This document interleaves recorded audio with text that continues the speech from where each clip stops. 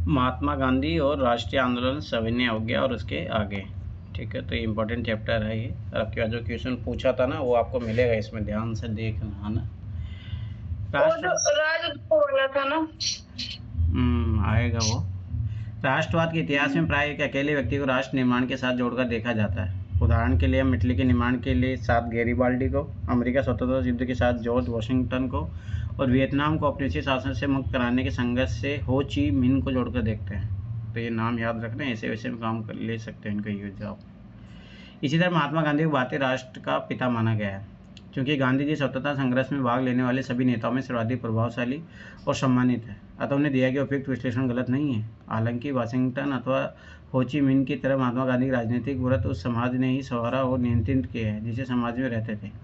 कोई व्यक्ति चाहे कितना ही महान क्यों न हो, वह न केवल इतिहास बनाता बल्कि स्वयं भी इतिहास द्वारा बनाया जाता है। इस अध्याय में हम 1915 से 1948 के महत्वपूर्ण काल के दौरान भारत में गांधी जी की गतिविधियों का विश्लेषण किया गया है। ये भारतीय समाज के विभिन्न हिस्सों के साथ उनके संपर्कों, उनके द्वारा प्रेरित तथा नेतृत्व किए गए लोकप्रिय संघर्षों को छान-बान करता है। यह अध्याय विद्यार्थी के समक्ष उन अलग अलग प्रकार के स्रोतों को भी रखता है जिनका इस्तेमाल इतिहासकार एक नेता के जीवन वृत्त तथा वह जिन सामाजिक आंदोलनों से जुड़ा रहा है के पुनर्निर्माण में करते हैं। तो याद रखना कि इम्पोर्टेंट है ये चैप्टर। मार्च 1930 में नमक यात्रा शुरू करने से पूर्व साबरमती नदी के किनारे अपने आश्रम के निकट समर्थकों से बात करते महात्मा गांधी। तो ये चीज़ याद रखना, जैसे आप विजन का टाइप दोगे तो उसमें पूछा भी जाता है। तो साबरमती आश्रम से दांडी तक जाते हैं, याद रखना ये चीज़। स्वयं की उद्घोषणा करता एक नेता। मोहनदास करमचंद गांधी विदेश में 2 दशक रहने के बाद जनवरी 1915 में अपनी गृह भूमि वापस आए। इन वर्षों का अधिकांश हिस्सा उन्होंने दक्षिण अफ्रीका में बिताया। यहाँ एक वकील के रूप में गए थे और बाद में क्षेत्र के भारतीय समुदाय के नेता बन गए। जैसा कि इतिहासकार चंद्रन देवनेसन ने टिप्पणी की है कि दक्षिण अफ्रीका ने ही गांधी जी को महात्मा बनाया है। मतलब अफ्रीका वाले आज ही बोलते कि आपने हमें गांधी दिया था पर हमने आपको महात्मा गांधी दिया है। दक्षिण अफ्रीका में ही महात्मा गांधी ने पहली बार सत्याग्रह रूप में जाने गए अहिंसात्मक विरोध की अपनी विशिष्ट तकनीक का इस्तेमाल किया। विभिन्न धर्मों के बीच सौहार्द बढ़ाने का प्रयास किया तथा उच्च जाति भारतीयों को निम्न जाति और महिलाओं के प्रति भेदभाव वाले व्यवहार के लिए चेतावनी दी। 1915 में जब महात्मा गांधी भारत आए तो उस समय भारत का 1893 में जब वह यहाँ से गए थे तब के समय से अपेक्षाकृत भिन्न था। यद्यपि है अभी भी एक ब्रिटिश उपनिवेश था, लेकिन अब यह राजनीतिक दृष्टि से कहीं अधिक सक्रिय हो गया था। अधिकांश प्रमुख शहरों कस्बों में अब भारतीय राष्ट्रीय कांग्रेस की शाखाएं थी। ठीक है, अब याद करो उस टाइम 1885 में तो कांग्रेस की स्थापना हुई थी। अब जब गांधी जी उस टाइम अफ्रीका गए थे तो उस टाइम तो स्वाभाविक सी बात है कि जो कांग्रेस का इतना विकास हुआ ही नहीं था। ठीक है, तो ये चीज़ याद रखना। एक मिनट रुको, क्लास क्यों नहीं लोग ज्वाइन कर रहे हैं भाई। 1905-7 के विदेशी आंदोलन के माध्यम से इसने व्यापक रूप से मध्यम वर्गों के बीच अपनी अपील का विस्तार कर लिया था। इस आंदोलन ने कुछ प्रमुख नेताओं को जन्म दिया जिनमें महाराष्ट्र के बाल गंगाधर तिलक थे, बंगाल के विपिन चंद्र पाल और पंजाब के लाला लाजपत राय है। याद रखना, गरम दल के नेता थे। ये तीनों लाल बाल पाल के रूप में जाने जाते हैं। इन तीनों का जोड़ उनके संघर्ष के अखिल भारतीय चरित्र की सूचना देता है, क्योंकि तीनों के मूल निवास क्षेत्र एक दूसरे से बहुत दूर थे। इन नेताओं ने जहाँ औपनिवेशिक शासन के प्रति लड़ाकू विरोध का समर्थन किया, वहीं उदारवादियों का एक समूह था जो एक क्रमिक व लगातार प्रयास करते रहने के विचार का हिमायती था। इन उदारवादियों में गांधी जी के माननीय राजनीतिक परामर्शदाता गोपाल कृष्ण गोखले के साथ ही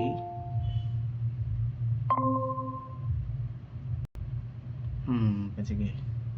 अब ये याद रखना, ये चीज़ है। इन उदारवादियों में गांधी जी का माननीय राजनीतिक परामर्शदाता गोपाल कृष्ण गोखले, तो इसको ना राजनीतिक गुरु माना जाता है गोपाल कृष्ण गोखले को, गांधी जी का। ये चीज़ याद रखना। साथ ही मोहम्मद अली जिन्ना थे जो गांधी जी की तरह गुजराती मूल के लंदन में प्रशिक्षित वकील थे। तो याद रखना, जिन्ना गुजराती था। दक्षिण अफ्रीका जोहान्सबर्ग में महात्मा गांधी, फरवरी 1908। गोखले ने गांधी जी को 1 वर्ष तक ब्रिटिश भारत की यात्रा करने की सलाह दी, जिससे कि वे इस भूमि और उसके लोगों को जान सके। इसी कारण से ना जो IAS ऑफिसर बनते हैं ना, उनको भी भारत भ्रमण करवाया जाता है। उसका पीछे कॉन्सेप्ट यही है ताकि आप भारत को जानो। उनकी पहली महत्वपूर्ण सार्वजनिक उपस्थिति फरवरी 1916 में बनारस हिंदू विश्वविद्यालय के उद्घाटन समारोह में हुई थी। तो थोड़ा ये भी याद रखना, फैक्ट के रूप में पीछे विषयों के डायरेक्ट पूछा जाता है।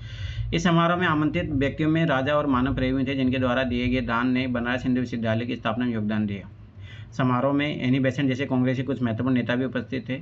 इन प्रतिष्ठित व्यक्तियों की तुलना में गांधी जी की अपेक्षाकृत अज्ञात थे। मतलब सबाइश बात है, इतना फेमस पर्सनली नहीं थे उस टाइम गांधी जी। उन्हें यहाँ भारत के अंदर उनकी प्रतिष्ठा के कारण नहीं बल्कि दक्षिण अफ्रीका में उनके द्वारा किए गए कार्य के आधार पर आमंत्रित किया गया था। जब गांधी जी को बोलने की बारी आई तो उन्होंने मजदूर गरीबों की ओर ध्यान न देने के कारण भारतीय विशिष्ट वर्ग को आड़े हाथों लिया। उन्होंने कहा कि बनारस हिंदू विश्वविद्यालय की स्थापना निश्चय ही अत्यंत शानदार है, किंतु उन्होंने वहाँ धनी व सजे सवरे भद्र जनों की उपस्थिति और लाखों गरीब भारतीय की अनुपस्थिति के बीच की विषमता पर अपनी चिंता प्रकट की। गांधी जी ने विशेष सुविधा प्राप्त आमंत्रितों से कहा कि भारत के लिए मुक्ति तब तक संभव नहीं है जब तक कि आप अपने को इन अलंकरणों से मुक्त न कर ले और इन्हें भारत के अपने हम वतनों की भलाई में न लगा दें। वे कहते गए कि हमारे लिए स्वशासन तब तक कोई अभिप्राय नहीं है जब तक हम किसानों से उनके श्रम का लगभग संपूर्ण लाभ स्वयं अथवा अन्य लोगों को लेने की अनुमति देते रहेंगे। तो ये चीज़ तो आज भी होती है, मिडिल मैन ज़्यादा फायदा उठाते हैं। हमारी मुक्ति केवल किसानों के माध्यम से ही हो सकती है। वे न तो वकील, न डॉक्टर, न जमींदार इसे सुरक्षित रख सकते हैं। बनारस हिंदू विश्वविद्यालय की स्थापना एक उत्सव का यह अवसर था, क्योंकि यह भारतीय धन और भारतीय प्रयासों से संभव एक राष्ट्रवादी विश्वविद्यालय की स्थापना का द्योतक था। लेकिन गांधी जी ने स्वयं को बधाई देने के सुर में सुर मिलाने की अपेक्षा लोगों को उन किसानों कामगारों की याद दिलाना चुना जो भारतीय जनसंख्या के अधिसंख्य हिस्से का निर्माण करने के बावजूद वहाँ श्रोताओं में अनुपस्थित थे। तो इससे ये भी पता लगता है कि भाई जो उस टाइम का जो कांग्रेस था उसमें जो निम्न वर्ग था उसका कोई योगदान नहीं था। कराची में महात्मा गांधी मार्च 1916 में। एक दृष्टि से फरवरी 1916 में बनारस में गांधी जी का भाषण मात्र वास्तविक तथ्य का एक उद्घाटन था, अर्थात भारतीय राष्ट्रवाद वकीलों, डॉक्टरों, जमींदारों जैसे विशिष्ट वर्गों द्वारा निर्मित था। तो स्टार्टिंग में जो कांग्रेस थी इसी सीमित थी, लेकिन दूसरी दृष्टि से देखा जाए तो यह वक्तव्य उनकी मंशा भी जाहिर करता था। यह भारतीय राष्ट्रवाद को संपूर्ण भारतीय लोगों का और अधिक अच्छे ढंग से प्रतिनिधित्व करने में सक्षम बनाने की गांधी जी को स्वयं की इच्छा का प्रथम सार्वजनिक उद्घोषणा थी। उसी वर्ष के अंतिम माह में गांधी जी को अपने नियमों को व्यवहार में लाने का अवसर मिला। दिसंबर 1916 में लखनऊ में हुई वार्षिक कांग्रेस में बिहार में चंपारण से आए एक किसान ने उन्हें वहां अंग्रेज नील उत्पादकों द्वारा किसानों के प्रति किए जाने वाले कठोर व्यवहार के बारे में बताया। तो ये चीज़ याद रखना। और वो कौन था जो आया था गांधी जी को बुलाने? राजकुमार शुक्ल। हाँ, तो याद रखना कि भाई राजकुमार शुक्ला में गांधी जी से वो पहली बार कहाँ सुनता, तो ये लखनऊ अधिवेशन में, याद रखना। और लखनऊ अधिवेशन में याद रखना कांग्रेस और मुस्लिम वापिस से एक होते हैं। रामचरण मजूमदार इसका अध्यक्ष होते हैं लखनऊ अधिवेशन के। ठीक है, तो यहाँ पे नरम दल गरम दल भी एक होता है और मुस्लिम लीग और कांग्रेस वापस एक होती है, तो इसलिए बहुत इंपॉर्टेंट है ये।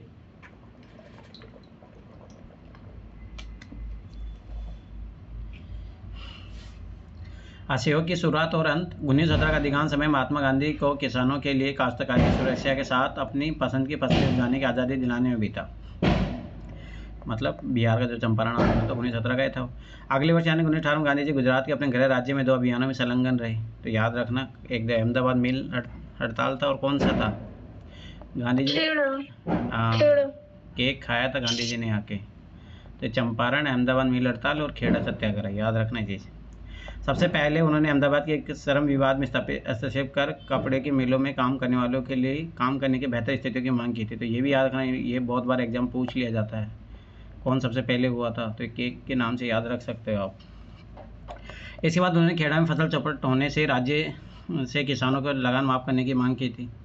चंपारण, अहमदाबाद और खेड़ा में किए गए पहल से गांधी जी के ऐसे राष्ट्रवादी रूप में उभरे जिनमें गरीबों के लिए गहरी सहानुभूति थी। इस तरह सभी स्थानिक संघर्ष थे। इसके बाद 1919 में उपनिवेशी शासकों ने गांधी जी की झोली में एक ऐसा मुद्दा डाल दिया जिससे वे कहीं अधिक विस्तृत आंदोलन खड़ा कर सकते थे।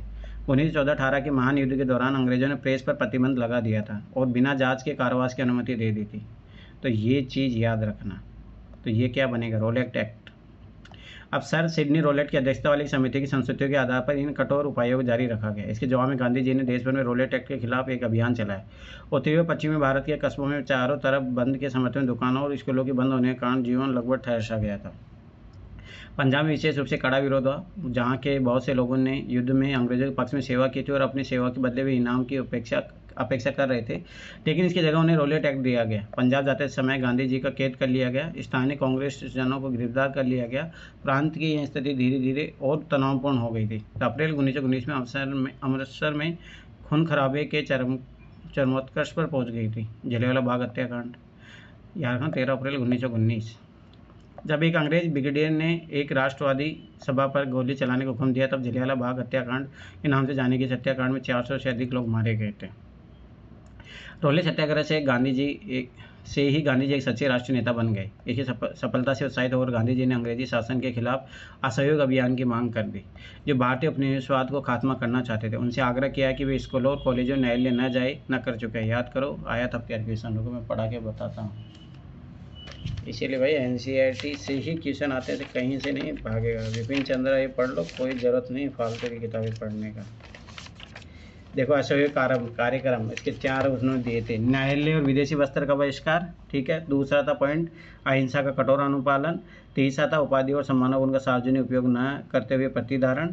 चौथा पॉइंट था विवादों के निपटारे के लिए पंचायत की स्थापना। देखो पहला तो यहाँ लिख ही गया, उपनिवेशक कॉलेज न्यायालय न जाए था न कर चुका है।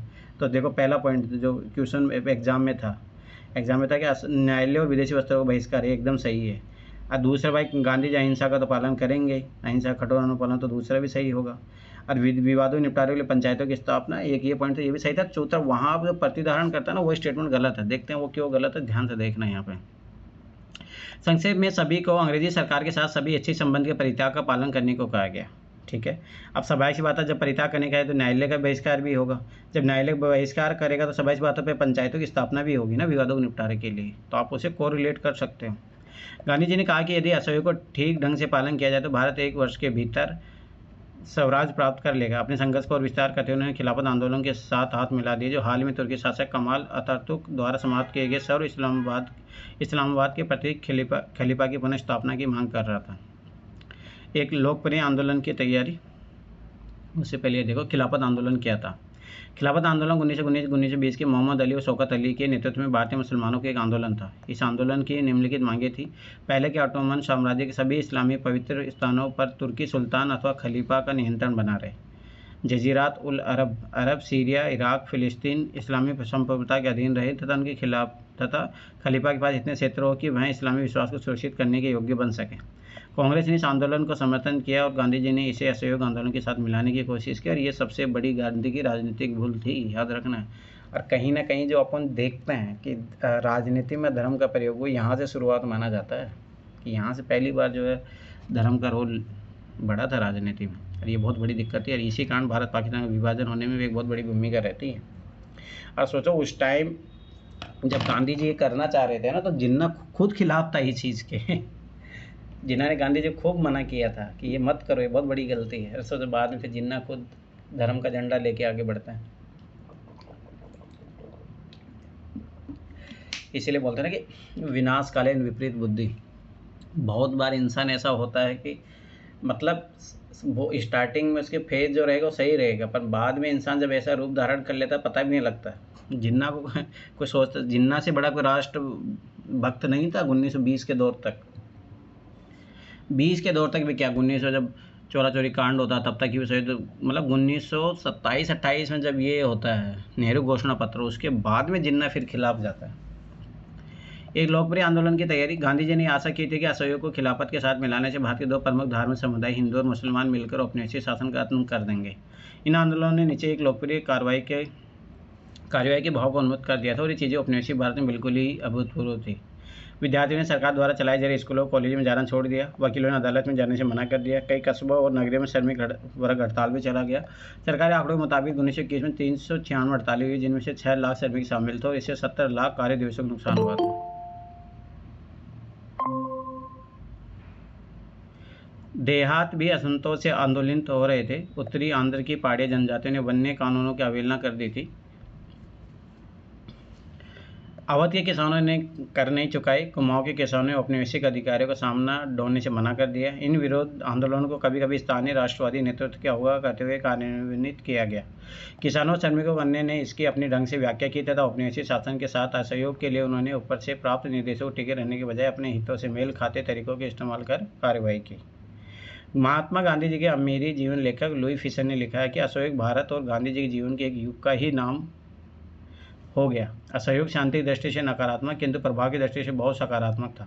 इसके लिए प्रतिवाद, परित्याग और स्व अनुशासन आवश्यक थे। यह स्वशासन के लिए प्रशिक्षण था। 1857 के विद्रोह के बाद पहली बार असहयोग आंदोलन के परिणामस्वरूप अंग्रेजी राज्य की नींव हिल गई।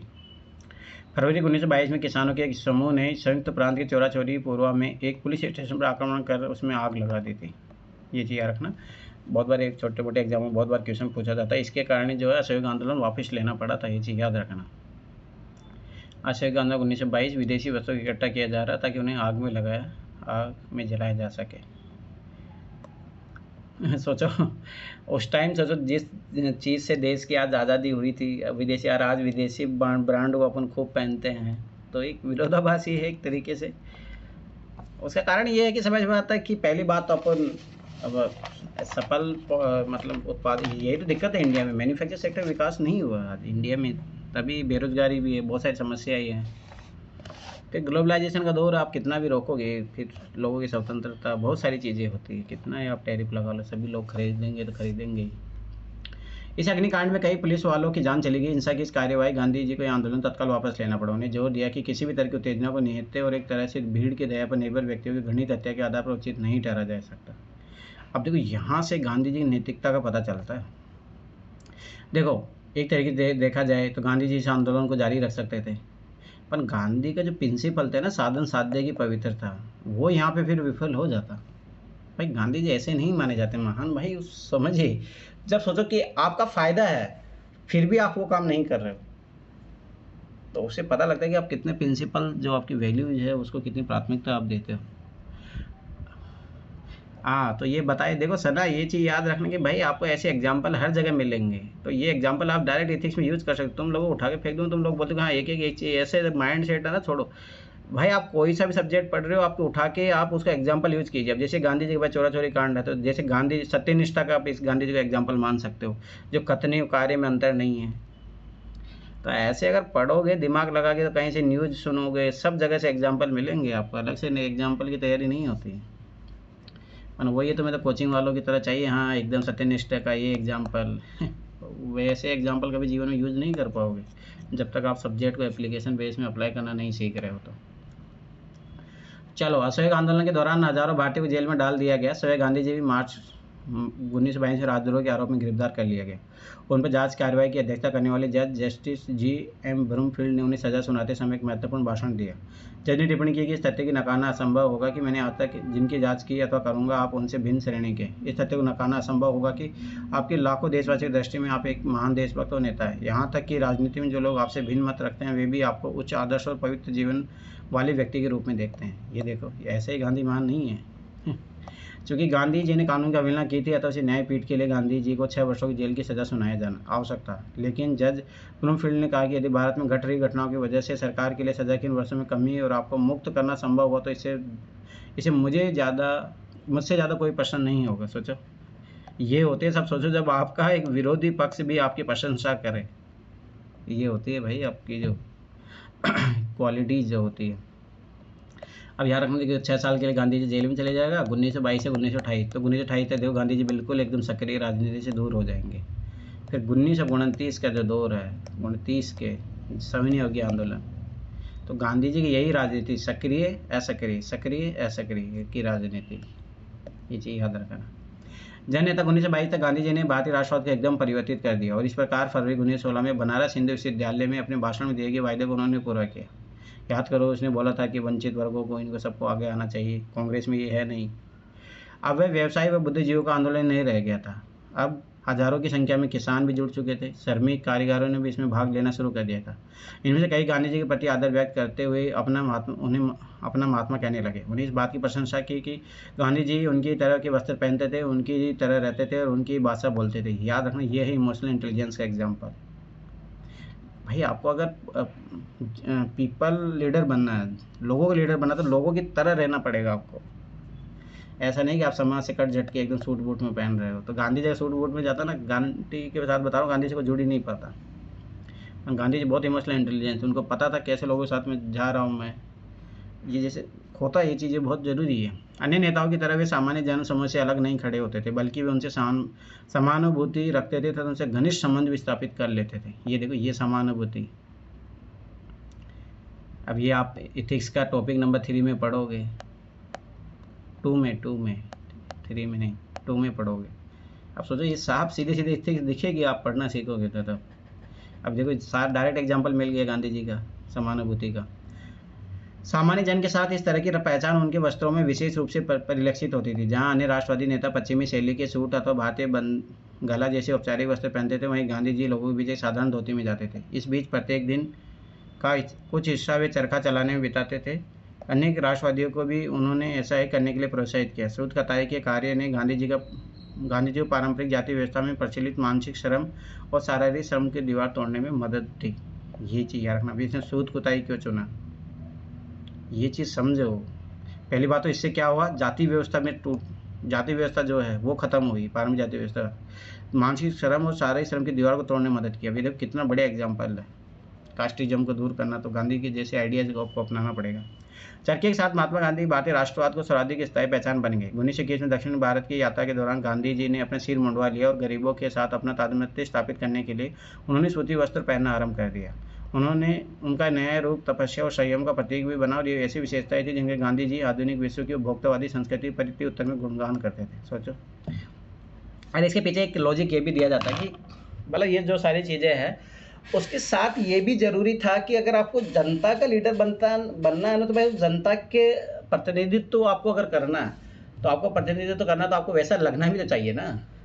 दूसरी बात मतलब अगर जो गांधी की तारीफ करते हैं, मतलब हकीकत रीज़न ये भी रहा होगा, जो लोग बोलते हैं उसकी कोई बड़ी बात नहीं कि ऐसे बोलते हैं कि भाई गांधी जी प्रण ले लिए थे कि जब मेरे भारत के लोग वे सब ऐसी बात है, बिना कपड़े के विहीन है, गरीबी है, भुखमरी है, तो मुझे हक नहीं बनता कि मैं नैतिक रूप से स्वाभाविक सी बात है कि इन चीज़ों का चाहे मैं कैपेबल हूँ इन चीज़ के लिए, पर मेरा भारत तो कैपेबल नहीं है ना। तो मतलब यहाँ से सीख मिलती है कि ब्यूरोक्रेट जो लोग होते हैं, जो अय्याशी करते हैं, सरकारी संपदा को लूटने की कोशिश करते हैं, उनको गांधी जी का जो है ये सिद्धांत अपनाना चाहिए अपने जीवन में। और कभी भी कोई भी चीज़ ऐसी नहीं करनी चाहिए। मतलब स्वाभाविक सी बात है, आप मिनिमम संसाधनों पे आप जीवित रहिए, पर ऐसा नहीं कि आप अपने जैसे बहुत बार ऐसा होता है IAS अधिकारी गाड़ी से नीचे उतरता ही नहीं है, जनता के बीच में जाता ही नहीं है, तो फिर वो जन सेवक नहीं है ना। जन सेवक बनना तो स्वाभाविक सी बात है गांधी जी की तरह बनी, गांधी जी ने अपने आप को उस तरह ढाला।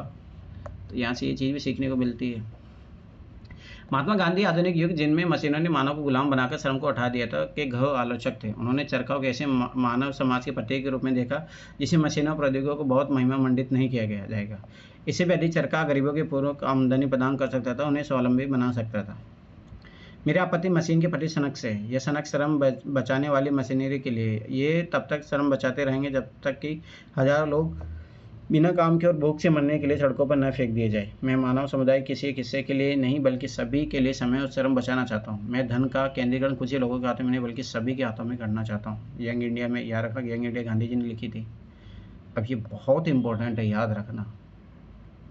आप इसको उपभोक्तावाद के कॉन्टेक्स्ट में लिख सकते हो। अब मतलब बहुत अच्छा स्टेटमेंट है ये, आप ऐसे वैसे के लिए लिख लो अपने पास। खद्दर मशीनरी को नष्ट नहीं करना चाहता बल्कि यह उसके प्रयोग को नियमित करता है, इसके विकास को नियंत्रित करता है। मशीनरी का प्रयोग सर्वाधिक गरीब लोगों के लिए उनके अपनी झोपड़ियों में करता है, पर ये अपने आप ही मशीनरी का एक उत्कृष्ट नमूना है। अब जो मैं गांधी जी का आइडियोलॉजी थोड़ा बताता हूँ, ध्यान से समझना। गांधी ऐसा क्यों मतलब मशीनों का विरोध करते थे, आप इस चीज़ को समझिए। जैसे ध्यान समझना, चप्पल बनाने की मान के चलो, नहीं चप्पल बनाने की नहीं, आप मतलब कपड़ा बुनने का, कपड़ा वस्त्र बनाने की कोई चीज़ है। अब मान के चलो एक मशीन है। अब मशीन है, स्वाभाविक सी बात है, पहली बात तो मशीन कौन खरीद पाएगा, पूंजीपति वर्ग ही खरीद पाएगा। सोचो आज भी जब टेक्नोलॉजी इतनी महंगी है तो उस ज़माने में कितनी महंगी होगी। तो इसमें जो निवेश किया जाएगा वो कौन करेगा, पूंजीपति करेगा। दूसरी बात जो मशीन होती है मल्टी काम करेगी, ये मान लो कटाई छटाई, उसमें बटन लगाना, सिलाई विलाई करना, सब ऑटोमेटिक सब कर रही है। अब सोचिए कि इससे मान के चलो कि पहली बात देखो क्या होता है मार्केट में, कैसे फ़र्क पड़ता है। अब ये मान के चलो कच्चा माल खरीदेगा 50 रुपये का, और वही जो कपड़ा तैयार होकर बेच रहा है 250 रुपये की समथिंग। तो मतलब सभी सी बात है, या मान चलो मशीन की कॉस्ट ये सब निकाल के अगर थोड़ा बहुत लेबर कॉस्ट भी निकाल दिया जाए तो आराम से 100 से लेकर 150 रुपये बचा लेगा। आराम से 150 रुपये समथिंग बचा लेता है कोई भी पूंजीपति, आराम से बचाता है। कपड़ों में बहुत कमाई होती है। अब सोचिए इससे क्या होगा, ये पूंजीपति जो है इसकी इनकम बढ़ती चली जाएगी और ये बहुत ज़्यादा पैसे वाला बन जाएगा। अब सोचिए वहीं इसके कारण क्या होगा। दूसरी बात, अब एक जो अप्रोच है, दूसरी अप्रोच जो नेचुरल तरीके से जो जहाँ कपड़े की बुनाई होती है, जो जहाँ कच्चा माल वाला है, इसको कुछ रोज़गार मिलेगा, उसे कटाई छटाई करेगा, वर्गीकरण करेगा, उसको रोज़गार मिलेगा। उसके बाद में जो बुनाई करेगा उसको जो है रोज़गार मिलेगा, कोई सिलाई करेगा उसको रोज़गार मिलेगा, जो बटन वटन लगाएगा उसको रोज़गार मिलेगा। अब इस चेन श्रृंखला में क्या होता है, जहाँ पे यहाँ पे एक ही व्यक्ति माल मतलब पैसे वाला हो रहा था, अब यहाँ पे क्या हुआ, ये जो 150 रुपये डिस्ट्रीब्यूट हो जाएंगे, 20 रुपये 30 रुपये, मान के चलो इसको 40 रुपये मिल गए, इसके माल को 50 रुपये मिल गए। तो ये जो चेन श्रृंखला, एक तो क्या है, ये रोजगार को बढ़ावा देती है, ठीक है। दूसरी बात, जो ये चेन श्रृंखला है, इसमें आप सोचिए, देखो सबको पैसा मिल रहा है, तो जो असमानता है वो खत्म हो जाती है, कम हो जाती है। तो गांधी का प्रिंसिपल ऐसे नहीं है भाई। और आज देखिए हो क्या रहा समाज में, एक जो तबका है उसके पास पैसा है तो बहुत सारा पैसा है, और जिन बेचारों के पास कुछ पैसा नहीं है तो नहीं है। तो ये तो आज देखो, आज अगर गांधी के प्रिंसिपल को अगर फॉलो किया जाता तो कहीं गलत साबित नहीं, मतलब आज ये जो असमानता है भारत में। और याद रखना, जब असमानता होती है ना तो बहुत सारी चीज़ें दिक्कत होती है, जो महिलाओं के साथ शोषण होता है, ये भी एक बहुत बड़ा कारण असमानता है इसीलिए। दूसरा बात जो है कि लोगों के राइट्स कम हो जाते हैं, क्योंकि जैसे पैसे वाले लोग वकीलों को खरीद लेते हैं, प्रशासन को खरीद लेते हैं, भ्रष्टाचार को बढ़ावा देते हैं। तो सोचो कि सारी बुराइयों का जड़ है, ऐसे ही गांधी जी नहीं बोल रहे हैं उस चीज़ को। इतिहास का शाहिद अमीन ने एक मंत्रमुग्ध कर देने वाले अध्ययन में स्थानीय प्रेस द्वारा ज्ञात रिपोर्ट और अफवाहों के जरिए पूर्वी उत्तर प्रदेश के किसानों के मन में महात्मा गांधी जी की जो कल्पना की थी उसे ढूंढ निकालने की कोशिश की। फरवरी 1921 में जब वे इस क्षेत्र से गुजर रहे थे तो हर जगह भीड़ ने उनका बड़े प्यार से स्वागत किया। उनके भाषणों के दौरान कैसे माहौल था, इस पर गोरखपुर के एक हिंदी समाचार पत्र ने रिपोर्ट लिखी है। भटनी में गांधी जी ने स्थानीय जनता को संबोधित किया और इसके बाद ट्रेन गोरखपुर के लिए रवाना हो गई।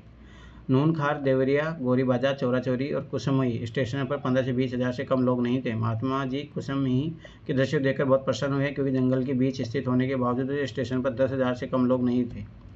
प्रेम में अभिभूत होकर कुछ लोग रोते हुए देखे गए। देवरिया में लोग गांधी जी को बेहनी धान देना चाहते थे, किंतु उन्होंने उनसे गोरखपुर में देने को कहा। लेकिन चौरा चौरी में एक मारवाड़ी संजन ने किसी तरह उन्हें कुछ दे दिया। इसके बाद एक क्रम रुका ही नहीं, एक चादर फैला दी गई जिस पर रुपये और सिक्कों की बारिश होने लगी।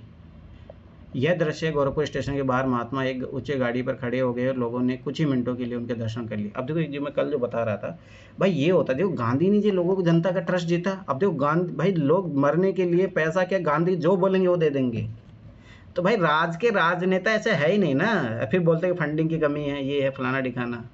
भाई आप जनता के सामने वो विश्वास तो लाइए, जनता लुटाने को तैयार होती है भाई, क्या बात करो। आज भी लोग भाई अच्छा ही है जीवित इस समाज में, पर वही है, सरकार साला खुद चोर बैठे हैं। तो अब देखिए, जैसे मान के चलो कोई भी अधिकारी अगर वो ईमानदार है तो बस उसको पता है कि जनता को विश्वास है उस पर कि मैं इसको 1 रुपये दे रहा हूँ तो ये 1 रुपये को पूरा यूटिलाइज करेगा।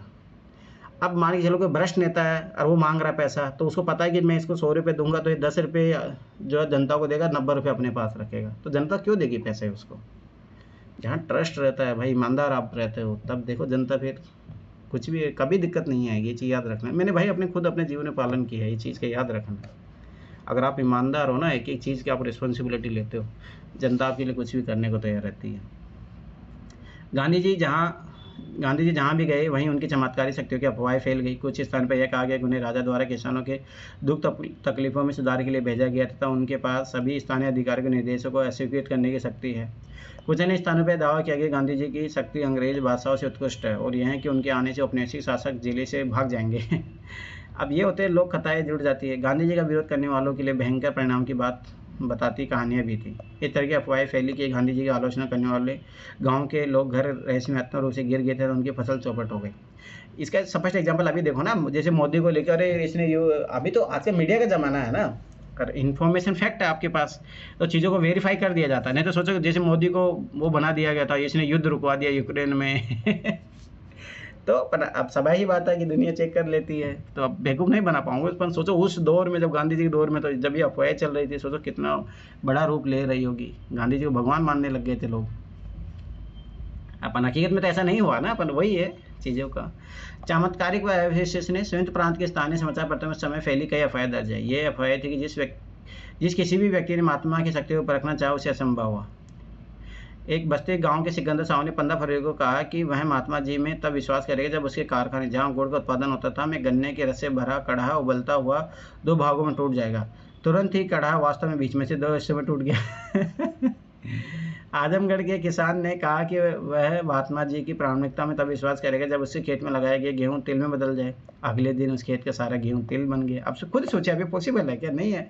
पर वही है ना, जैसे आप गांव समाज में भी आप देखते हो कि ये चीज़ें आपको खुद विश्वास, अरे ऐसा वो चमत्कार हो गया, ये है फलाना ढिकाना, तो लोग ऐसे ही है ना, मतलब किंवदंतियाँ बोलते हैं इनको लोग, मतलब ऐसे ही महिमा मंडन कर करके, जैसे बागेश्वर बाबा धाम है उसको देखो कहाँ पहुँचा दिए लोग। तो यही होता है। सोचो कि भाई आज से वो जब गांधी जी के ज़माने, आज देखो तुम्हारे सामने पड़ते हैं सोशल मीडिया का ज़माना, तब देखो बागा भविष्य धाम ये सब फेमस हो रहे हैं, जो भी वही चीज़ें कि तुम्हारी भविष्यवाणी करते हैं। तो उस ज़माने में सोचो क्या लोगों में अफवाहें नहीं रही होगी, जब एजुकेशन नहीं है, कुछ भी नहीं है, ना मीडिया है ना कुछ है। जब आज की इतनी जागरूकता होते हुए समाज में लोग तब भी पागल हो जाते हैं, तो उस ज़माने में क्या हाल रहा होगा। गांधी बाबा, गांधी महाराज तथा सामान्य महात्मा जैसे अलग अलग नामों से विज्ञात थे से ज्ञात गांधी जी भारतीय किसान के लिए एक उदाहरण के समान थे। उनके उच्च कर और दमनात्मक अधिकारों से सुरक्षा करने वाले, उनके जीवन में मानव मर्यादा और स्वायत्तता वापस लाने वाले थे। गरीबों किसान, विशेषकर किसानों के बीच गांधी जी की अपील को उनकी सात्विक जीवन शैली और उनके द्वारा धोती तथा चरखा जैसे पट्टी का विवेकपूर्ण प्रयोग से बहुत बल मिला। जाति से महात्मा गांधी एक व्यापारी में पेशे से वकील थे, लेकिन उनकी सादी जीवन शैली तथा हाथों से काम करने के प्रति उनके लगाव की वजह से वे गरीब श्रमिकों की प्रति बहुत अधिक समानुभूति रखते थे, ये याद रखना। तथा बदले में लोग गांधी जी से समानुभूति रखते थे। जहाँ अधिकांश अन्य राजनीतिक उन्हें कृपा की दृष्टि से देखते थे, वहीं ये न केवल उनके जैसे देखने वाले उन्हें अच्छी तरह समझने और उनके जीवन के साथ समय को जोड़ने के लिए सामने आते थे। महात्मा गांधी जी का जन अनुरोध निस्संदेह कपट से मुक्त था और भारतीय राजनीतिक संदर्भ में तो बिना किसी पूर्वोदाहरण के यह भी कहा जा सकता है कि राष्ट्रवाद के आधार को और व्यापक बनाने में उनकी सफलता का राज उनके द्वारा सावधानीपूर्वक किया गया संगठन था। भारत के विभिन्न भागों में कांग्रेस की नई शाखाएं खोली गई। रजवाड़ों में राष्ट्रीय सिद्धांत को बढ़ावा देने के लिए प्रजामंडलों की एक श्रृंखला स्थापित की गई। गांधी जी ने राष्ट्रवादी संदेश का संचार शासकों की अंग्रेजी भाषा की जगह मातृभाषा में करने को प्रोत्साहित किया। इस प्रकार कांग्रेस की प्रांतीय समितियां ब्रिटिश भारत की कृत्रिम सीमाओं की अपेक्षा भाषाई क्षेत्रों पर आधारित थी।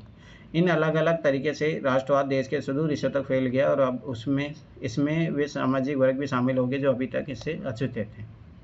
अब तक कांग्रेस के समर्थक में कुछ बहुत ही समृद्ध व्यापारी और उद्योगपति शामिल हो गए थे। भारतीय उद्योग उद्यमियों ने यह बात जल्दी ही समझ ली कि उनके अंग्रेज प्रतिनिधि आज जो लाभ पा रहे हैं, स्वतंत्र भारत में चीज़ें समाप्त हो जाएगी। जेडी बिरला जैसे कुछ उद्यमियों ने राष्ट्रीय आंदोलन का खुला समर्थन किया, जबकि अन्य ऐसा मौन रूप से किया। इस प्रकार गांधी जी के प्रशंसकों में गरीब किसान और धनी उद्योगपति दोनों ही थे। हालांकि किसानों द्वारा गांधी जी का अनुकरण करने के कारण उद्योगपति कारणों से कुछ भिन्न और संभवतः परस्पर विरोधी था। इसलिए थोड़ा यहाँ पे गांधी जी को लेकर डायलेमा भी होता है कि गांधी जी उद्योगपतियों के समर्थक थे, लोगों के नहीं। पर ऐसा नहीं है। गांधी जी देखो, गांधी जी का मेन उद्देश्य क्या है, भारत को आज़ादी दिलाना। अब इसके लिए साधन के रूप में उन्होंने जहाँ भाई किसानों की ज़रूरत है उनको वहाँ यूज किया। धन्य भाई आंदोलन चलाने के लिए तो पैसा भी तो चाहिए ना। देखो जन समर्थक के साथ दो चीज़ें देखो हमेशा याद रखना, कोई भी चीज़ आंदोलन करनी है तो जन समर्थन तो चाहिए ही, साथ में पैसा भी चाहिए होता है। बिना उसके बिना कुछ भी नहीं हो सकता। ऐसे पाए थे कि महात्मा गांधी का विरोध करने वाले लोग निरपवाद रूप से किसी न किसी त्रासदी के शिकार हुए थे। गोरखपुर से एक संजय ने चरखा चलाए जाने की आवश्यकता पर प्रश्न उठाया, उनके घर में आग लग गई। ऐसे चमत्कारी शक्ति आप गांव में सुनते होंगे किसी बाबा के बारे में, अरे उस बाबा की बुराई कर दी तो ये हो गया उसके घर में। अप्रैल 1921 में उत्तर प्रदेश के एक गाँव में कुछ लोग जुआ खेल रहे थे। किसी ने उन्हें ऐसा करने से रोका। जुआ खेल रहे समूह में से एक ने रोकने से मना कर दिया और गांधी जी का अपशब्द कहा। अगले दिन उसकी बकरी को उसके ही 4 कुत्तों ने काट खाया। अरे भाई ये चीज़ें मैं फिर बता रहा हूँ आज भी ग्रामीण समाज में पाई जाती है भाई। जैसे उसने भाई हाँ दाढ़ी कटवा ली, जैसे ऐसे मतलब ऐसे नियम बने हुए कि भाई अपने पिता से मरने से पहले दाढ़ी नहीं कटवाना चाहिए, औरतों को बाल नहीं कटवाना चाहिए, उसके पति मर जाता है। ये सब फालतू की बातें, ये रूढ़िवादिता है और क्या है। मैंने भी सुना है सर एक चीज। क्या सुना बताइए। कि हमारे यहाँ गाय का बच्चा जीवित रहता है तो सब काम शुभ शुभ होंगे, ये भी तो एक अफवाह मान सकते हैं। हाँ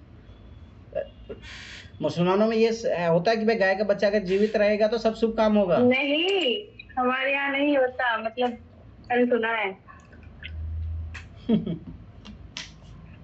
अरे बहुत सारी चीजें होती है।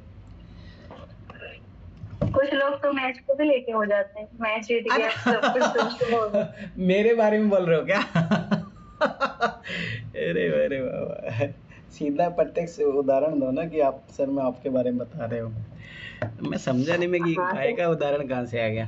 चलो अच्छी बात बता रहा हूँ कि देखो ना एक चीज याद रखना कि ये चीजें क्या होती है। जैसे मान के चलो गांधी जी का वैसा मनाया जा रहा है, अब ये लोगों का विश्वास होता है ना, अब वो विश्वास है, अब जैसे मान के चलो भाई किसी ने ऐसा बोला तो इसके साथ ऐसा हो गया, तो उनको लगता है कि अच्छा गांधी जी बाबा का अपमान किया। तो लोगों के बिलीफ होते हैं, बिलीफ सिस्टम पे आप क्या किसी को क्या कर सकते हो। अरे वाह, अरे वाह। चलो, गोरखपुर के एक गांव में किसानों ने शराब पीना छोड़ने का निश्चय किया। एक व्यक्ति अपने निश्चय पर कायम नहीं रहा था। जब वह शराब की दुकान में तलाश में जा रहा था तो उसके रास्ते में रोडों की बारिश होने लगी। जो ही उसने गांधी जी का नाम लिया, रोडों की बारिश बंद हो गई। ये वही चीज़ें हैं सब। चलो, हालांकि महात्मा गांधी को स्वयं महत्वपूर्ण भूमिका थी, लेकिन गांधीवादी राष्ट्रवाद का विकास बहुत हद तक उनके अनुयायियों पर निर्भर करता था। 1917-22 के बीच भारतीयों के एक बहुत ही प्रतिभाशाली वर्ग ने स्वयं को गांधी जी से जोड़ लिया। इनमें महादेव देसाई, वल्लभ भाई पटेल, जे.बी. कृपलानी, सुभाष चंद्र बोस, अबुल कलाम आज़ाद, जवाहरलाल नेहरू, सरोजिनी नायडू, गोविंद वल्लभ पंत, सी राजगोपालाचारी शामिल थे। याद करना, देखो अब की बार जो क्वेश्चन आया था वो था ना भाई, उस टाइम किसने किसको छुड़ाया था। रुको मैं बताता हूँ क्वेश्चन पढ़ के।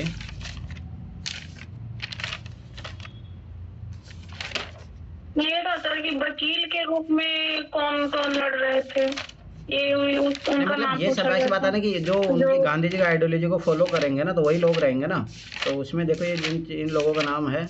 हाँ, चोरा चोरी की घटना के, देखो केंद्रीय सरकार ने हाँ वही वही हाँ, वही देखो, चोरा चोरी घटना के बाद में परिणाम स्वरूप बंदी बनाए गए लोगों किसने विधिक प्रतिष्ठा लीगल डिफेंस की प्रदान की। ठीक है, अब जैसे इसका आंसर था मदन मोहन मालवीय और कृष्णकांत थे।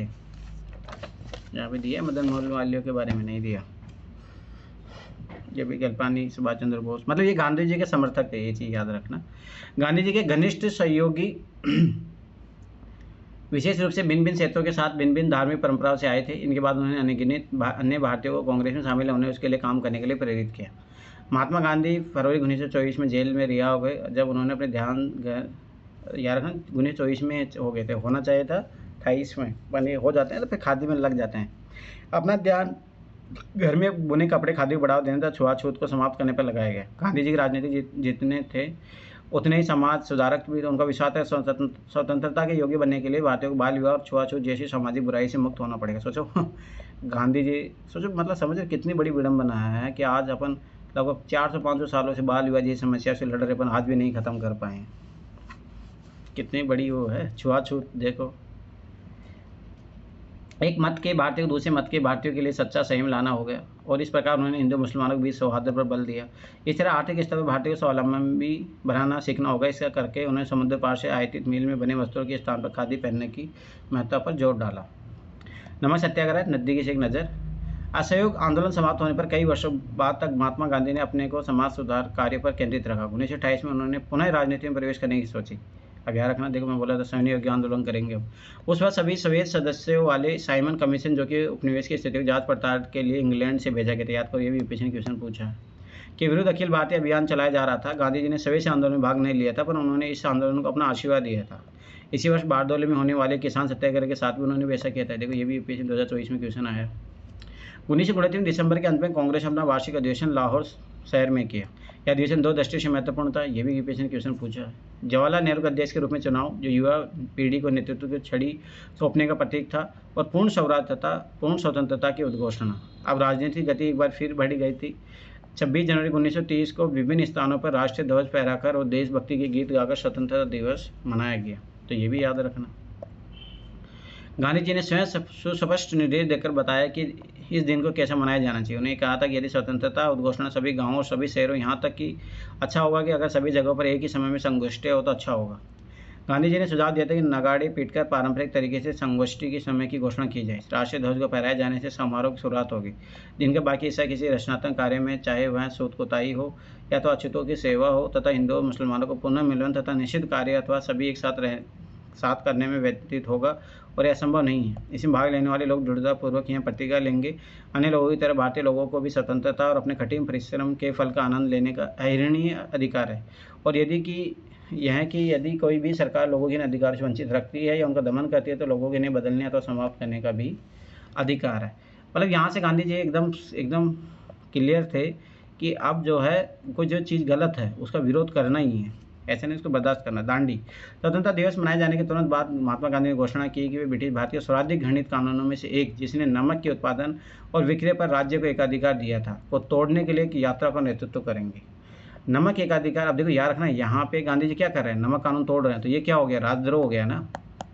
यही तो यूपीएससी पीटी में पूछा था आपकी बार। नमक एक अधिकार जिस मुद्दे का उन्होंने चयन किया था वह गांधी जी की कुशल समझदारी के कन्या उदाहरण था। प्रत्येक भारतीय घर में नमक का प्रयोग अपरिहार्य था, लेकिन इसके बावजूद उन्हें घरेलू प्रयोग के लिए भी नमक बनाने से रोका गया और इस तरह उन्हें दुकानों से ऊंचे दाम पर नमक खरीदने के लिए बाध्य किया गया। नमक पर राज्य का एकाधिपत्य बहुत अलोकप्रिय था। इसी को निशाना बनाते हुए गांधी जी अंग्रेजी शासन के खिलाफ व्यापक असंतोष को संगठित करने की सोच रहे थे।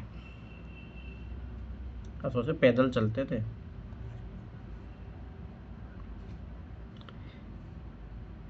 अधिकांश भारतीयों को गांधी जी को इस चुनौती का महत्व समझ में आ गया था, किंतु अंग्रेजी राज को नहीं। हालांकि गांधी जी ने अपनी नमक यात्रा की पूर्व सूचना वाइसराय लॉर्ड इरविन को दे दी थी, किंतु इरविन उसकी कार्यवाही के महत्व को नहीं समझ सके। 12 मार्च 1930 को गांधी जी ने साबरमती अपने आश्रम से समुद्र की ओर चलना शुरू किया। याद रखना 12 मार्च से चलता है और साबरमती आश्रम से चलते हैं। 3 हफ्ते बाद वे अपने गंतव्य स्थान पर पहुंचे, मतलब 6 अप्रैल 1930 को दांडी यात्रा समाप्त में सत्याग्रही प्राकृतिक नमक को उठाते हैं। वहाँ उन्होंने मुट्ठी भर नमक बनाकर स्वयं को कानूनी के निगाह में अपराधी बना दिया। याद रखना यही और राजद्रोह। इसी भी देश के अन्य भागों में समांतर नमक यात्राएं आयोजित की गई। अब ये पूछा जाता है जैसे हिस्ट्री ऑप्शनल वालों के लिए, नमक सत्याग्रह क्यों, गांधी ने नमक को ही क्यों चुना, ये बहुत बड़ा क्वेश्चन है और यहाँ पे अच्छे से आंसर दिया है क्यों गांधी ने चुना।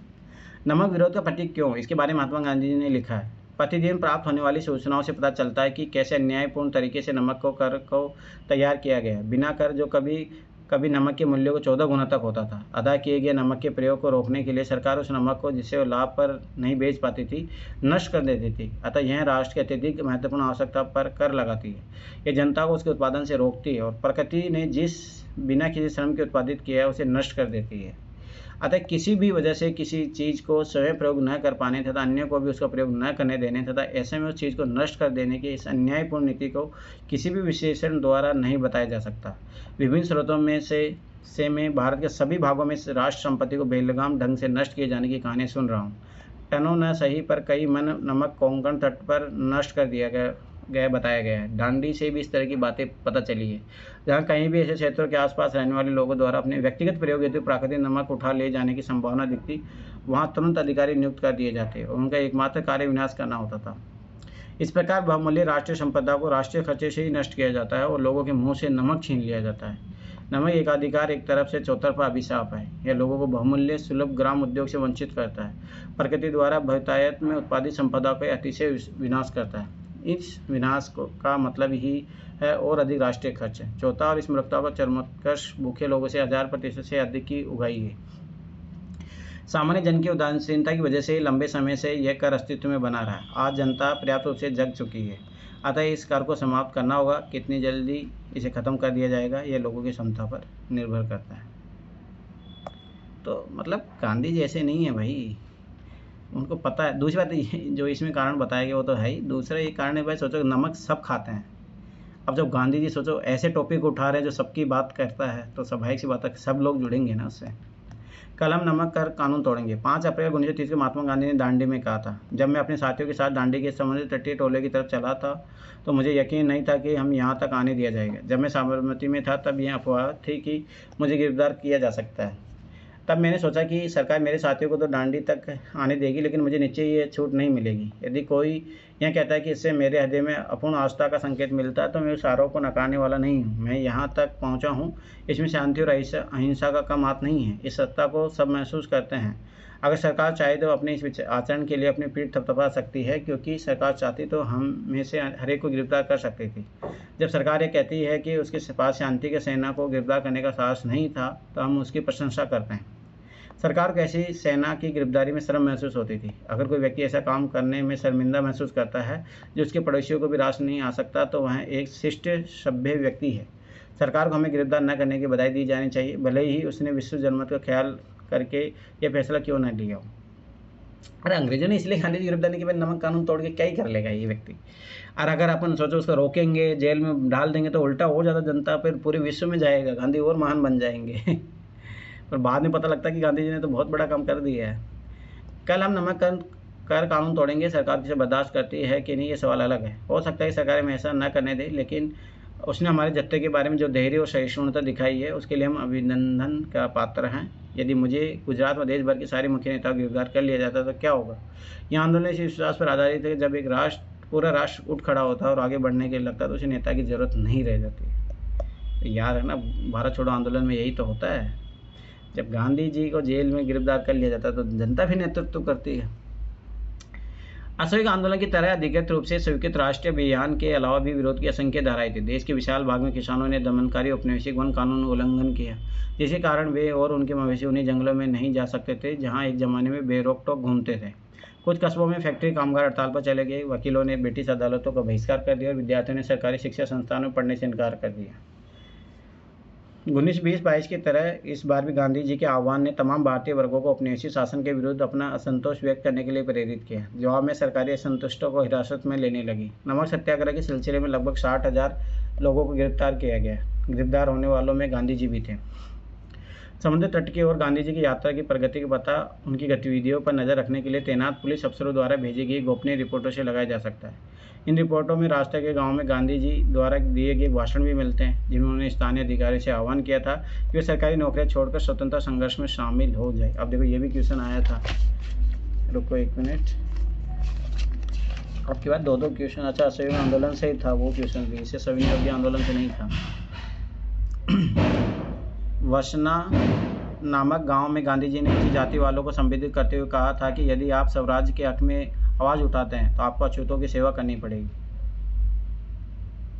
अच्छा, ऊंची हुई जातों वालों, सिर्फ नमक कर या अन्य करों के खत्म हो जाने से आपको स्वराज नहीं मिल जाएगा। स्वराज के लिए आपको अपनी उन गलतियों का प्रायश्चित करना होगा जो अपने अछूतों के साथ की है। स्वराज के लिए हिंदू, मुसलमान, पारसी और सिख सबको एकजुट होना पड़ेगा। ये स्वराज की सीढ़ी है। अब देख रहे हो कल वो MP में जो घटना हुई, मतलब समझे, ब्राह्मणवादी विचारधारा भाई, मानसिकता है, अरे ऐसे नहीं बदलेगी। अंबेडकर ने कहा था कि भाई ये ऐसी बुराई है ना, इससे हो सकता सदियों लग जाए भाई इसको चेंज करने में, तब भी कोई ज़रूरी नहीं बदल पाएगी ब्राह्मणवादी विचारधारा। सोचो, उससे पैर दुखवाए गए, फिर उसको पैर दुखा के उसे पिलवाया गया, फिर उसमें आर्थिक दंड थोपा गया, जो भी है। तो ये भाई मानसिकता है, जातिवाद। पुलिस के जासूसों ने अपनी रिपोर्ट में लिखा था कि गांधी जी की सभाओं में तमाम जातियों के और मर्द शामिल हो रहे हैं। उनका कहना था कि हजारों वॉलंटियर राष्ट्रवादी उद्देश्य के लिए सामने आ रहे हैं। उनमें बहुत सारे ऐसे सरकारी अफसर थे जिन्होंने औपनिवेशिक शासन में अपने पदों से इस्तीफे दे दिए थे। सरकार को भेजी अपनी रिपोर्ट में जिला पुलिस सुप्रिटेंडेंट पुलिस अधीक्षक ने लिखा था कि श्री गांधी शांत और निश्चित दिखाई दिए, जैसे जैसे आगे बढ़ रहे हैं उनकी ताकत बढ़ती जा रही है। नमक यात्रा की प्रगति को और एक और स्रोत से भी समझा जा सकता है। अमेरिकी समाचार पत्र टाइम को गांधी जी की काठी पर ऐसी आती थी। पत्रिका ने उनके लिए जैसे शरीर और मकड़ी जैसे पेड़ों का खूब मजाक उड़ाया था। इस यात्रा के बारे में अपनी पहली रिपोर्ट में ही टाइम ने नमक यात्रा की मंजिल तक पहुंचने पर अपनी गहरी शंका व्यक्त कर दी थी। उसने दावा किया था कि दूसरे दिन पैदल चलने के बाद गांधी जी जमीन पर पसर गए थे। पत्रिकाओं को इस बात पर विश्वास नहीं था कि इस मरियल साधु के शरीर में और आगे जाने की ताकत बची है, लेकिन एक हफ्ते में ही पत्रिका की सोच बदल गई। टाइम ने लिखा कि इस यात्रा को जो भी भारी जन समर्थन मिल रहा है उसने अंग्रेजी शासकों को गहरे तौर पर बेचैन कर दिया है। अब वे गांधी जी की ऐसे साधु राजनेता कहकर सलामी देने लगे हैं जो ईसाई धर्मावलंबियों के खिलाफ ईसाई तरीकों का इख्तियार के रूप में इस्तेमाल कर रहा है। अब सोचो, देखो, इससे पता लगता है कि जो मीडिया बाइस होती है वो कैसे, देखो कैसे गांधी जी मजाक बना रही है। यही होता है। जनवरी 1931 में जेल से महात्मा गांधी की रिहाई के बाद आंदोलन की भावी योजना के बारे में चर्चा करने के लिए इलाहाबाद में कांग्रेस के नेताओं की बैठक हुई थी। इस चित्र में अदाय से जवाहरलाल नेहरू, जमनलाल बजाज, सुभाष चंद्र बोस, गांधी जी, महादेव देसाई, सरदार वल्लभ भाई पटेल, ये देख सकते हैं। मतलब गांधी जी के मतलब ऐसे थे समर्थक रहे, हमेशा विपरीत नहीं गए, गांधी जी छोड़ के नहीं भागे। पृथक निवासिका के बारे में समस्या। गोलमेज सम्मेलन के दौरान महात्मा गांधी ने धर्मित वर्गों के लिए पृथक निवासिका प्रस्ताव के खिलाफ अपनी दलील पेश करते हुए कहा था, अस्पृश्यों के लिए पृथक निवासिका का प्रावधान स्थायी करने से उनकी दास्ता स्थायी रूप से ले लेगी। क्या आप चाहते हैं कि अस्पृश्य हमेशा अस्पृश्य ही बने रहे? पृथक निवासिका से उनके प्रति कलंक का यह भाव और मजबूत हो जाएगा। जरूरत इस बात की है कि अस्पृश्यता का विनाश किया जाए, और जब आप यह लक्ष्य प्राप्त कर ले तो एक अडियल श्रेष्ठ वर्ग द्वारा एक कमतर वर्ग को थोप दी गई अवैध व्यवस्था भी समाप्त हो जाएगी। जब आप इसे अवैध प्रथा को नष्ट कर देंगे तो किसी को पृथक निवासिका की आवश्यकता ही कहाँ रह जाएगी।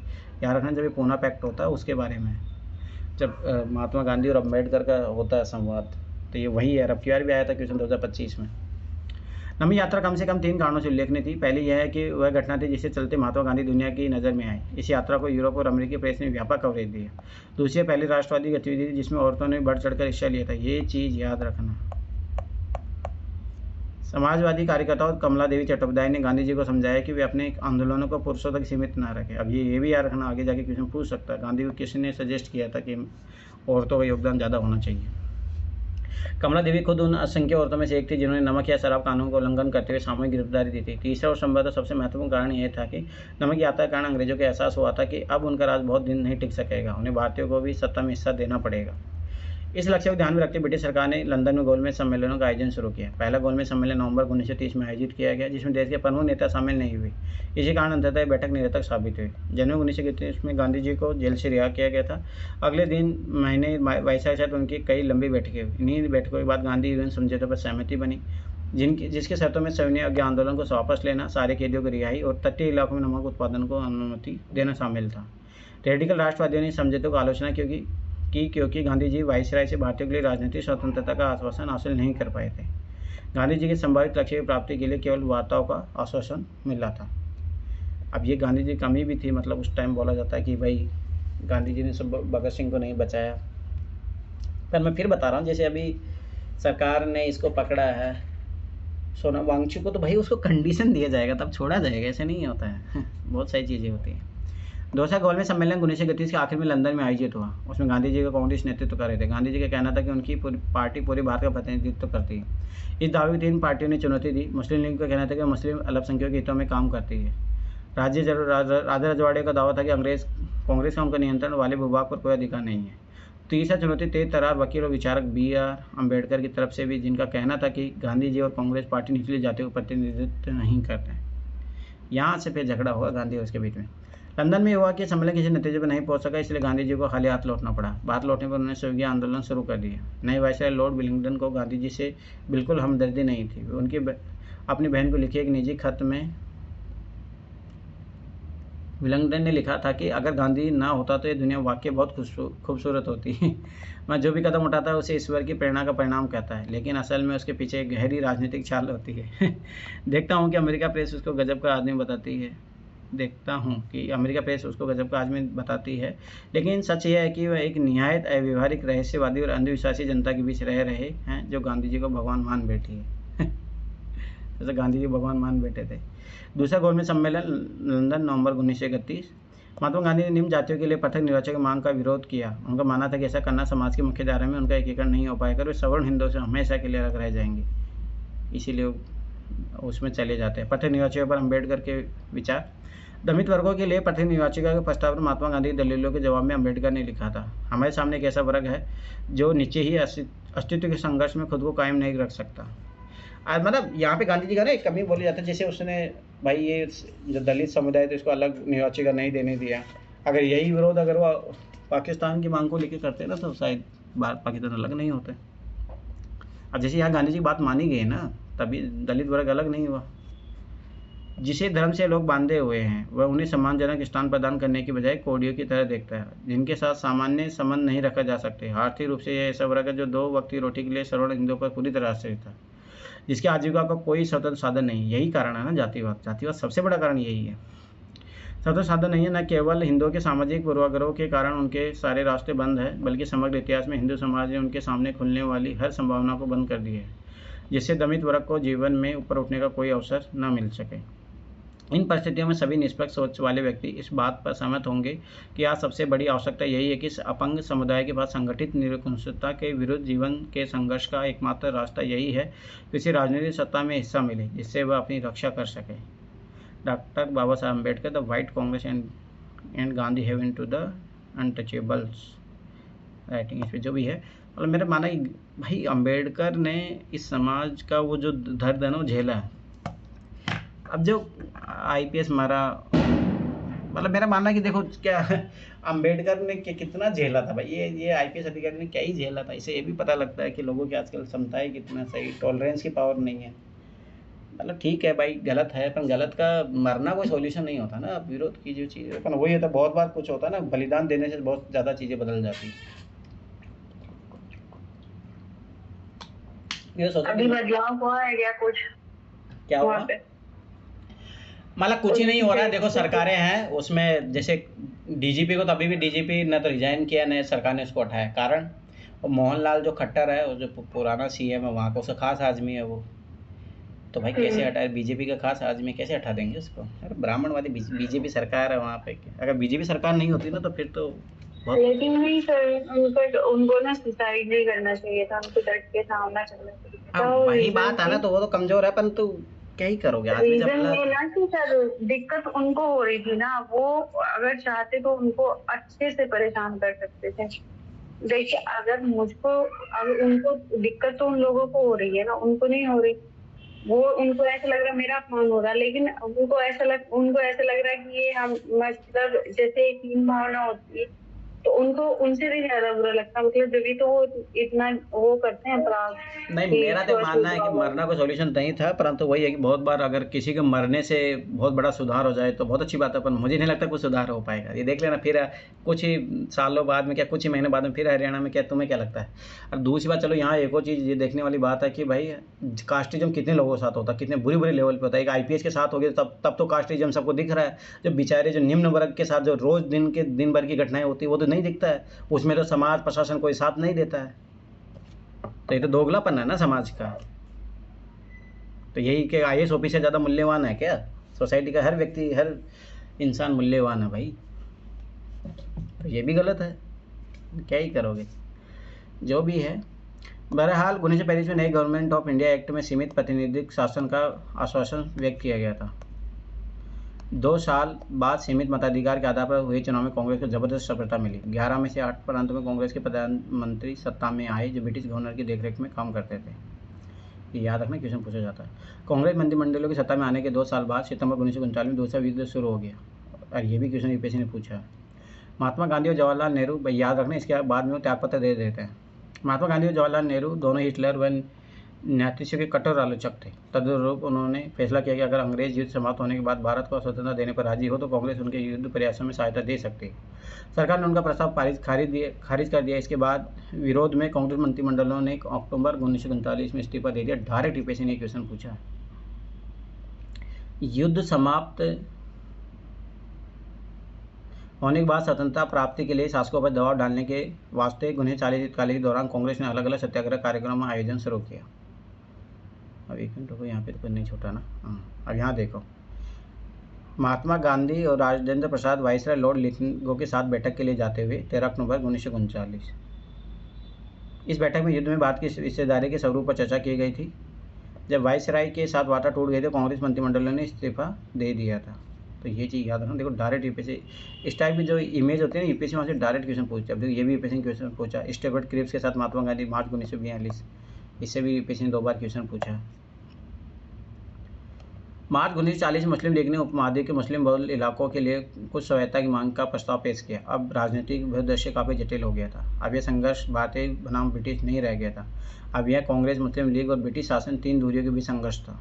इस समय ब्रिटेन में एक सर्वदलीय सरकार सत्ता में थी जिसमें शामिल लेबर पार्टी सदस्य भारतीय आकांक्षाओं के प्रति हमदर्दी का रवैया रखते थे, लेकिन सरकार के मुखिया प्रधानमंत्री विंस्टन चर्चिल कट्टर साम्राज्यवादी थे। उनका कहना था कि उन्हें सम्राट का सर्वोच्च मंत्री इसलिए नहीं नियुक्त किया गया है कि वह ब्रिटिश साम्राज्य टुकड़े कर दे। 1942 के वसंत में चर्चिल ने गांधी और कांग्रेस के साथ समझौता और रास्ता निकालने के लिए उसने एक मंत्री सर स्टेफर्ड क्रिप्स को भारत भेजा। क्रिप्स के साथ भारत वार्ता में कांग्रेस ने इस बात पर जोर दिया कि अगर दूसरी शक्तियों से भारत की रक्षा के लिए ब्रिटिश शासन कांग्रेस का समर्थन चाहता है तो वाइसराय को सबसे पहले अपनी कार्यकारी परिषद में किसी भारतीय को एक रक्षा सदस्य के रूप में नियुक्त करना चाहिए। इसी बात पर वार्ता टूट गई। सोचो, अंग्रेज कुछ भी नहीं देना चाहते थे भाई। अब भारत छोड़ो आंदोलन अब यहीं से शुरुआत हो। 11वें क्रिप्स मिशन के असफलता के बाद में भारत छोड़ो आंदोलन शुरू होता है। ये भी क्वेश्चन पूछा यूपीएससी ने। 1943 में क्या होता है? 19वीं सदी के आखिर से जाति व्यवस्था और जमींदारी के खिलाफ महाराष्ट्र में एक गे ब्राह्मण आंदोलन विकसित हो चुका था। इस आंदोलन ने 1930 के दशक तक राष्ट्रवादी आंदोलन के साथ संबंध स्थापित कर दिया था। 1943 में महाराष्ट्र के सतारा जिले के कुछ युवा नेताओं ने सेवा दलों तथा तूफान दलों ग्राम इकाई के साथ मिलकर एक समांतर सरकार की स्थापना की थी। ये भी यूपीएससी ने क्वेश्चन पूछा है। उन्होंने जन आंदोलन का आयोजन किया तथा रचनात्मक कार्य किए। कुनबी किसानों के दबदबे और दलितों के सहयोग से चलने वाली 17 सरकार सरकारी दमन तथा अंतिम दौर में कांग्रेस के असहमति के बावजूद 1946 तक चुनाव तक चलती रही। तो मतलब पैरेलल गवर्नमेंट का मतलब ये होता है कि एक मेन गवर्नमेंट काम करती रहती है, उसके साथ में समानता दूसरी गवर्नमेंट, और लोग उसको जब मानने लग जाए, जैसे मान के चलो अभी जैसे बागा बागेश्वर धाम है, ये क्या है, पैरेलल गवर्नमेंट हो गई ना। पैरेलल डॉक्टर मान लो, ये जो मान के चलो मानसिक समस्या को अपना इलाज कर रहे हैं, ये सब सारी चीज़ें, तो ये तो गलत है ना। मेन स्ट्रीम में जो डॉक्टर बैठे हैं उनसे कोई इलाज नहीं करा रहा। भारत में फिर बार होता है, आज भी आडंबर, पूजावाद, कर्मकांड, इनसे मुक्त होना बहुत मुश्किल है काम। क्रिस मिशन की विफलता के बाद महात्मा गांधी ने ब्रिटिश शासन के खिलाफ अपना तीसरा वर्ग बड़ा आंदोलन छेड़ने का फैसला लिया। अगस्त 1942 में शुरू इस आंदोलन को अंग्रेज भारत छोड़ो का नाम दिया गया था। हालांकि गांधी जी को फौरन गिरफ्तार कर लिया गया था, लेकिन देश भर के युवा कार्यक्रम, हड़तालों, तोड़फोड़ की कार्रवाई के जरिए आंदोलन चलाते रहे। कांग्रेस में जयप्रकाश नारायण जैसे समाजवादी सदस्य भूमिगत प्रतिरोध गतिविधियों में सबसे ज़्यादा सक्रिय थे। पश्चिम में सतारा, पूर्व में मेदिनीपुर जैसे कई जिलों में स्वतंत्र सरकार या प्रतिनिधि सरकार की स्थापना कर गई थी, ये याद रखना। अंग्रेजों ने आंदोलन के प्रति काफ़ी सख्त रवैया अपनाया, फिर भी इस विद्रोह को दबाने में सरकार के साल भर से ज़्यादा समय लग गया। भारत छोड़ो आंदोलन सही मायने में एक जन आंदोलन था, जिसमें लाखों आम हिंदुस्तानी शामिल थे। इस आंदोलन ने युवाओं को बड़ी संख्या में अपनी ओर आकर्षित किया। उन्होंने अपने कॉलेज छोड़कर जेल का रास्ता अपनाया। जिस दौरान कांग्रेस के नेता जेल में थे, उसी समय जिन्ना तथा मुस्लिम लीग के उनके साथी अपना प्रभाव क्षेत्र फैलाने में लगे थे। इन्हीं सालों में लीग को पंजाब और सिंध में अपनी पहचान बनाने का मौका मिला, जहां अभी तक उसका कोई खास वजूद नहीं था। और यही कारण है कि वेस्ट जो पाकिस्तान है यही बना। नहीं तो सोचिए, ये सब पंजाब सिंध उस टाइम कांग्रेस सरकारें थी, परंतु जब 1945 के फिर बाद में चुनाव होगा ना, तो वहाँ मुस्लिम लीग सत्ता में आ जाती है। जून 1944 में जब विश्व युद्ध समाप्ति की ओर था, तो गांधी जी को रिहा कर दिया गया। जेल से निकलने के बाद उन्हें कांग्रेस और लीग के बीच फासले को पाटने के लिए जिन्ना के साथ कई बार बात की। 1945 में ब्रिटेन में लिबरल पार्टी सरकार बनी। यह सरकार भारतीय स्वतंत्रता के पक्ष में थी। उसी समय वाइसराय लॉर्ड वेवल ने कांग्रेस और मुस्लिम लीग की प्रतिनिधि के बीच कई बैठकों का आयोजन किया। अब ये जो सरकार है उस टाइम बनी, यार खान लेबर पार्टी, ये चाहती थी समाधान, और ये भारत एक चाहती थी। भारत छोड़ो आंदोलन के दौरान बम्बई में एक औरतों का एक जुलूस, अब तो औरतें भी बड़े लेवल पर निकलने लगी। दाई और जवाहरलाल नेहरू है, बाई और सरदार वल्लभ भाई पटेल के साथ विचार विमर्श करते हुए महात्मा गांधी। नेहरू और पटेल के कांग्रेस के भीतर दो अलग राजनीतिक प्रवृत्तियाँ थी, समाजवादी और रूढ़िवादी। याद रखना, नेहरू कौन है, समाजवादी है, पटेल कौन है, रूढ़िवादी का प्रतिनिधित्व करते हैं। महात्मा गांधी को अक्सर इन दोनों समूहों के बीच मध्यस्थता करनी पड़ती थी। सोचो, फिर भी लोग सोचो, ये सबसे बड़ी बात, दो अलग अलग विचारधारा के होते हुए भी साथ में काम कर रहे हैं, कितनी बड़ी बात है। 1946 की शुरुआत में प्रांतीय विधानमंडलों के लिए नए सिरे से चुनाव कराए गए। सामान्य श्रेणी में कांग्रेस की भारी सफलता मिली। मुसलमानों के लिए आरक्षित सीटों पर मुस्लिम लीग को भारी बहुमत प्राप्त हुआ। अब यहाँ से पाकिस्तान की मांग प्रबल हो जाती है। राजनीतिक ध्रुवीकरण पूरा हो चुका था। 1946 की गर्मियों में कैबिनेट मिशन भारत आए, ये याद रखना। इस मिशन ने कांग्रेस और मुस्लिम लीग को एक ऐसी संघीय व्यवस्था पर राजी करने का प्रयास किया जिसमें भारत के विभिन्न प्रांतों को एक सीमित स्वायत्ता दी जा सकती थी। अब ये है इंपॉर्टेंट, याद रखना, ये भी क्वेश्चन आया था। कैबिनेट मिशन का यह प्रयास भी विफल रहा। वार्ता टूट जाने के बाद जिन्ना ने पाकिस्तान की स्थापना के लिए लीग की मांग के समर्थन में प्रत्यक्ष कार्रवाई दिवस का आह्वान किया। यहाँ से फिर जिन्ना, अब जैसे होता है छोटा बच्चा रूठ जाता है, उसको चाहिए तो चाहिए ही, अब वो किसी बातों पे नहीं मानेगा। इसके लिए 16 अगस्त 1946 को दिन तय किया गया था। उसी दिन कोलकाता में खूनी संघर्ष शुरू हो गया था। यह हिंसा कोलकाता से शुरू होकर ग्रामीण बंगाल, बिहार, संयुक्त प्रांत और पंजाब तक फैल गई। कुछ स्थानों पर मुसलमानों को तो कुछ अन्य स्थानों पर हिंदुओं को निशाना बनाया गया। फरवरी 1947 में ओवेल की जगह लॉर्ड माउंटबेटन को वाइसराय नियुक्त किया गया। उन्होंने वार्ताओं के अंतिम दौर का आह्वान किया। अब सुलह के लिए उनका यह प्रयास विफल हो गया था। उन्होंने ऐलान कर दिया था कि ब्रिटिश भारत को स्वतंत्रता दे दी जाएगी, लेकिन उसका विभाजन भी होगा। औपचारिक सत्ता हस्तांतरण के लिए 15 अगस्त का दिन नियत किया गया था। उस दिन भारत के विभिन्न भागों में लोगों ने जमकर खुशियां मनाई। दिल्ली में जब संविधान सभा के अध्यक्ष ने मोहनदास करमचंद गांधी को राष्ट्रपिता की उपाधि देते हुए संविधान सभा की बैठक शुरू की थी, तो बहुत देर तक करतल ध्वनि होती रही। असेंबली के बाहर भीड़ महात्मा गांधी की जय के नारे लगा रही थी। अब सोचो कि सब लोग जश्न मना रहे, पर गांधी जी चले गए बंगाल। सोचो, देखो, जहाँ पे लोग मर रहे थे। आखिरी बहादुराना दिन 15 अगस्त 1947 की राजधानी में हो रहे उत्सव में महात्मा गांधी नहीं थे, है ना। एक चीज़ मैं बताता हूँ उससे पहले, क्या होता है कि जब जिन्ना जिद पे बैठ जाता है ना, अब जैसे छोटा बच्चा होता है जिद पे बैठ जाता है, अब लोग उसको मनाने के लिए कुछ भी करेंगे, उसको पैसा देंगे, मोबाइल देंगे, बहुत सारी चीज़ें, मतलब जो भी है उसको मनाने के लिए। तो गांधी जी ने भाई पूरा भारत का उसको प्रधानमंत्री बनाने का, इसीलिए जो ये RSS वाले हैं, अरे सबसे बड़ा जो कारण गांधी जी को मारने का एक बड़ा बहुत रीज़न ये भी था कि गांधी बहुत ज़्यादा झुक रहे थे। और ऐसा लग रहा था कि ये जम्मू कश्मीर भी उनको दे देंगे, संपत्ति दे देंगे। तो ये अब गांधी जैसे महात्मा लोग हैं, मतलब होता है ना उदारक लोग जो इतना ज़्यादा पॉलिटिक्स ये सब ज़्यादा चीज़ें नहीं समझते, वो तो गांधी जी मतलब भारत पाकिस्तान को अपने बेटे की तरह समझते थे भाई, उनके लिए कुछ अलग चीज़ थी नहीं। पर वही है, गांधी के ज़्यादा उदारवाद फिर इन लोगों को लगा कि तो ये भारत को बांट देंगे, तो फिर इसीलिए वो गांधी जी की हत्या कर देते हैं। इसीलिए वो जो नाथूराम गोडसे उसकी पूजा इसीलिए करते हैं आरएसएस वाले इनको लगता है कि नाथूराम गोडसे ने भारत को बचा लिया, जम्मू कश्मीर को बचा लिया, जो भी है। पर ये गांधी जी की भूल भी है। पर गांधी जी देखो, गांधी जी के आदर्शों के साथ देखोगे तो सही भी है। गांधी जी ऐसे लोग तो नहीं, पर वही है कि जिन्ना विन्ना जैसे लोग हरामी लोग थे भाई, सब एक सी बात है, वो गांधी जी की अच्छाई का फ़ायदा उठा रहे थे। तो वही होता है, इसलिए कभी कभी प्रैक्टिकल भी बनना पड़ता है समय परिस्थिति के आधार पर। उस समय वे कलकत्ता में थे, लेकिन उन्होंने वहाँ भी ना तो किसी कार्यक्रम में हिस्सा लिया, नहीं कहीं झंडा फहराया। गांधी जी उस दिन 24 घंटे के उपवास पर थे। उन्होंने इतने दिन तक जिस स्वतंत्रता के लिए संघर्ष किया वह एक अकाल्पनिक कीमत पर उन्हें मिली थी। उनका राष्ट्र विभाजित था, हिंदू मुस्लिम एक दूसरे के गर्दन पर सवार थे। उनकी जीवनी लेकर डीजी तेंदुलकर ने लिखा कि सितंबर और अक्टूबर के दौरान गांधी जी पीड़ितों की सांत्वना देते हुए अस्पतालों और शरणार्थी शिविरों के चक्कर लगा रहे थे। उन्होंने सिखों, हिंदू और मुसलमानों से आह्वान किया कि वे अतीत को भुलाकर अपनी पीड़ा पर ध्यान देने के बजाय एक दूसरे के प्रति भाईचारे का हाथ बढ़ाने तथा शांति रहने का संकल्प लें। गांधी जी और नेहरू के आग्रह पर कांग्रेस ने अल्पसंख्यकों के अधिकारों पर एक प्रस्ताव पारित कर दिया। अब देखो यहाँ से देखो कैसे संविधान बनेगा, क्यों राइट दिए गए माइनॉरिटीज़ को, जो आर्टिकल 25 से लेकर 28 तक है। अब देखो यहाँ देखो परिस्थितियाँ है ना, कभी देश का निर्माण करती है, संविधान का निर्माण करती है। कौन दो राष्ट्र सिद्धांत को कभी स्वीकार नहीं किया, अब उसे अपनी इच्छा के विरुद्ध बंटवारे पर मंजूरी देनी तो पड़ी, तो भी उसका दृढ़ विश्वास है कि भारत बहुत सारे धर्मों और बहुत सारी नस्लों का देश है और इसे ऐसे ही बनाए रखा जाना चाहिए। पाकिस्तान से जो हालात जो रहे, भारत एक लोकतांत्रिक धर्मनिरपेक्ष राष्ट्र होगा। अब देखो यही है, आज इसको ही बदलने का प्रयास किया जा रहा है बीजेपी की सरकार में। इधर सभी नागरिकों को पूर्ण अधिकार प्राप्त होंगे तथा धर्म के आधार पर भेदभाव के बिना सभी राज्यों की ओर से संरक्षण का अधिकार होगा। कांग्रेस ने आश्वासन दिया कि वह अल्पसंख्यकों के नागरिक अधिकारों के किसी भी अतिक्रमण के विरुद्ध हर मुमकिन रक्षा करेगी। ये कारण है जो कांग्रेस अल्पसंख्यक समुदाय की तरफ झुकी रहती है। अरे कमजोरी भी है, अरे ये कांग्रेस की बड़ी भूल भी है कि आप फिर क्या ना राजनीतिक तुष्टिकरण लोग करने लग जाते हैं, तो वो गलत है ना। फिर बहुत सारे विद्वानों ने स्वतंत्रता के बाद महीनों को गांधी जी के जीवन का श्रेष्ठतम क्षण कहा। बंगाल में शांति स्थापना के लिए अभियान चलाने के बाद गांधी जी दिल्ली आ गए। यहाँ से वे दंगाग्रस्त पंजाब के जिलों में जाना चाहते थे, लेकिन राजधानी में शरणार्थियों की आपत्तियों के कारण उनकी सभाएं अस्त व्यस्त होने लगी। बहुत सारे शरणार्थियों को उनकी सभाओं में कुरान की आयतों को पढ़ने की प्रथा पर आपत्ति थी। कई लोग इस बात पर नारे लगाने लगते थे, गांधी जी उन हिंदू सिखों को पीड़ा के बारे में बात क्यों नहीं करते जो अभी भी पाकिस्तान में फंसे हुए हैं। अब देखो ये भी एक दिक्कत थी। डीजी तेंदुलकर के शब्दों में गांधी जी पाकिस्तान में भी अल्पसंख्यक समुदाय के कष्टों के बारे में समान रूप से चिंतित थे। उन्हें राहत प्रदान करने के लिए वे वहां जाना चाहते थे, यही कारण है। नाथूराम गोडसे उसे पहले मार देते हैं, लेकिन वहाँ वे किसी मुँह से जा सकते थे, जबकि दिल्ली में भी मुसलमानों को पूरी सुरक्षा का आश्वासन नहीं दे पाते। तो गांधी जी यहाँ पे एथिकल डायलेमा में चले जाते हैं। ये चीज़ याद रखना कि मैं पाकिस्तान से कैसे मांग करूं कि भाई यहाँ पे हिंदू है, पंजाबी, उसका संरक्षण करो। तो भाई जैसे गांधी जी, भाई भारत में हमने कर दिया, अब तुम भी करो।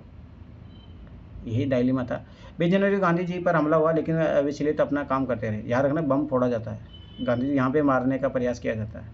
26 तारीख को उन्होंने अपनी प्रार्थना सभा में इस बात का जिक्र किया कि बीते सालों में इस दिन 26 जनवरी को किस तरह स्वतंत्रता दिवस के रूप में मनाया जाता था। अब स्वतंत्रता मिल चुकी थी, लेकिन उसके शुरुआती महीने गहरे तौर पर मोहभंग वाले साबित हुए। फिर भी उनको विश्वास था कि बुरी घड़ी बीत चुकी है। भारत के लोग अब सभी वर्गों और धर्मों की समानता के लिए काम करेंगे तथा अल्पसंख्यक समुदाय पर बहुल समुदाय का वर्चस्व श्रेष्ठ स्थापित नहीं होगी, भले ही अल्पसंख्यक समुदाय संख्या प्रभावी दृष्टि से कितना भी छोटा क्यों ना हो। उन्होंने आशा भी जताई कि यद्यपि भौगोलिक और राजनीतिक रूप से भारत के 2 भागों में बढ़ चुका है, लेकिन हृदय में अब हम सभी सदैव मित्र व भाई रहेंगे, एक दूसरे की मदद और सम्मान देते रहेंगे और शेष विश्व के लिए हम एक ही होंगे। परंतु ऐसा होता है क्या? नहीं। तो ये गांधी के आदर्शवाद है। और याद रखना कि आईआर आदर्शवाद पे नहीं चलता कभी भी। गांधी जी ने स्वतंत्र और अखंड भारत के लिए जीवन भर युद्ध लड़ा।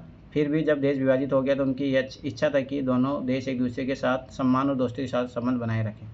बहुत सारे भारतीयों को उनका यह सहृदय आचरण पसंद नहीं था। बस 30 जनवरी की शाम को गांधी जी की दैनिक प्रार्थना सभा में एक युवक ने, यह देखो ये होता है, अब नाम नहीं लिया जा रहा उसका, लिया यहाँ पे लिया पर आप भी देखना, अब इसको हटा दिया जाएगा, मैं लिख के दे रहा हूँ गारंटी। ये पक्ष नहीं मिलेगा अभी जो नई एनसीईआरटी आ रही है एक युवा ने उनकी गोली मारकर मौत की नींद सुला दिया। उनके हत्यारे ने कुछ समय बाद आत्मसमर्पण कर दिया। यह नाथूराम गोडसे का नाम का ब्राह्मण था। देखो ब्राह्मण, भाई ब्राह्मणदारी विचारधारा बहुत खतरनाक है। पहली बात तो इनको ये भी बर्दाश्त नहीं हो रहा था ना, गांधी क्या बोला था गांधी ने, याद करो उधर, कि जो उच्च वर्ग है उसको निम्न वर्ग की सेवा करनी होगी। अब समझिए तो कैसे इनको ये पचेगी ये बात है पुणे का रहने वाला गोडसे चरमपंथी हिंदुत्ववादी अखबार का संपादक था। वह गांधी जी को मुसलमानों का कुसंबंधी कहकर उनकी निंदा करता था। गांधी जी की मृत्यु से चारों ओर गहरे शोक का लहर दौड़ गई। भारत भर के राजनीतिक फलक पर उन्हें भावभीनी श्रद्धांजलि देगी। जॉर्ज ऑरवेल तथा एल्बर्ट आइंस्टीन जैसे विख्यात गैर भारतीयों ने भी उनकी मृत्यु पर हृदयस्पर्शी शब्दों में शोक संदेश भेजे। एक जमाने में उनकी कद-काठी और कथित रूप से बेतुके विचारों के लिए गांधी जी का उपहास करने वाले टाइम पत्रिका ने उनके बलिदान की तुलना अब्राहम लिंकन के बलिदान से की। पत्रिका ने कहा कि एक धर्मांध अमेरिकी ने लिंकन को मार दिया था क्योंकि उन्हें नस्ल या रंग से परे मानव मात्र की समानता में विश्वास था, और दूसरी तरफ एक धर्मांध हिंदू ने गांधी जी को जीवन लीला समाप्त कर दी क्योंकि गांधी जी इस कठिन क्षणों में भी दोस्ती और भाईचारे में विश्वास रखते थे। विभिन्न धर्मों को मानने वालों के बीच दोस्ती की अनिवार्यता पर बल देते थे। टाइम ने लिखा कि दुनिया जानती थी कि उसने उनके गांधी जी की मृत्यु पर वैसे ही मौन धारण कर लिया है जिस प्रकार उसने लिंकन की मृत्यु पर किया था, और यह समझना एक मायने में बहुत गहरा और बहुत साधारण काम है। अभी देखो महात्मा गांधी का, अब देखो कैसे दिखाया जा रहा है कि देखो भगवान आए हैं गांधी जी को। महात्मा गांधी की मृत्यु एक प्रचलित चित्र लोक छवि में महात्मा गांधी को देवता के रूप में दे दिया गया था। उन्हें राष्ट्रवादी आंदोलन में एकीकरण को समर्पित शक्ति के रूप में देखा जाता था। यहाँ आप जवाहरलाल नेहरू, सरदार पटेल यानी कांग्रेस के भीतर दो अलग अलग धाराओं के प्रतिनिधियों को गांधी जी की चिता के दोनों ओर खड़ा हुआ देख सकते हैं। मध्य में सड़क से महात्मा गांधी उन्हें आशीर्वाद दे रहे हैं। गांधी को समझना, हमारे पास बहुत सारे स्रोत उपलब्ध हैं जिनके जरिए हम गांधी जी के राजनीतिक सफर तथा राष्ट्रीय आंदोलन के इतिहास को सूत्रीबद्ध कर सकते हैं। सार्वजनिक सफर और निजी लेखन, इस दिशा में महात्मा गांधी और उनके सहयोगियों और प्रतिद्वंदियों दोनों तरह के समकालीनों के लेखन और भाषणों के महत्वपूर्ण स्रोत हैं। इन लेखनों में हमें इस बात का ख्याल रखना चाहिए कि किस चीज़ को जनता के लिए लिखा गया था और किस चीज़ को अन्य उद्देश्य के लिए लिखा गया था। उदाहरण के लिए भाषणों में हमें किसी व्यक्ति के सार्वजनिक विचारों को सुनने का मौका मिलता है, जबकि उसके व्यक्तिगत पत्र हमें उसके निजी विचारों को झलक देते हैं। इन पत्रों में हम लिखने वाले को अपना गुस्सा और पीड़ा, असंतोष और बेचैनी, अपनी हताशाई व्यक्त करते हुए देख सकते हैं।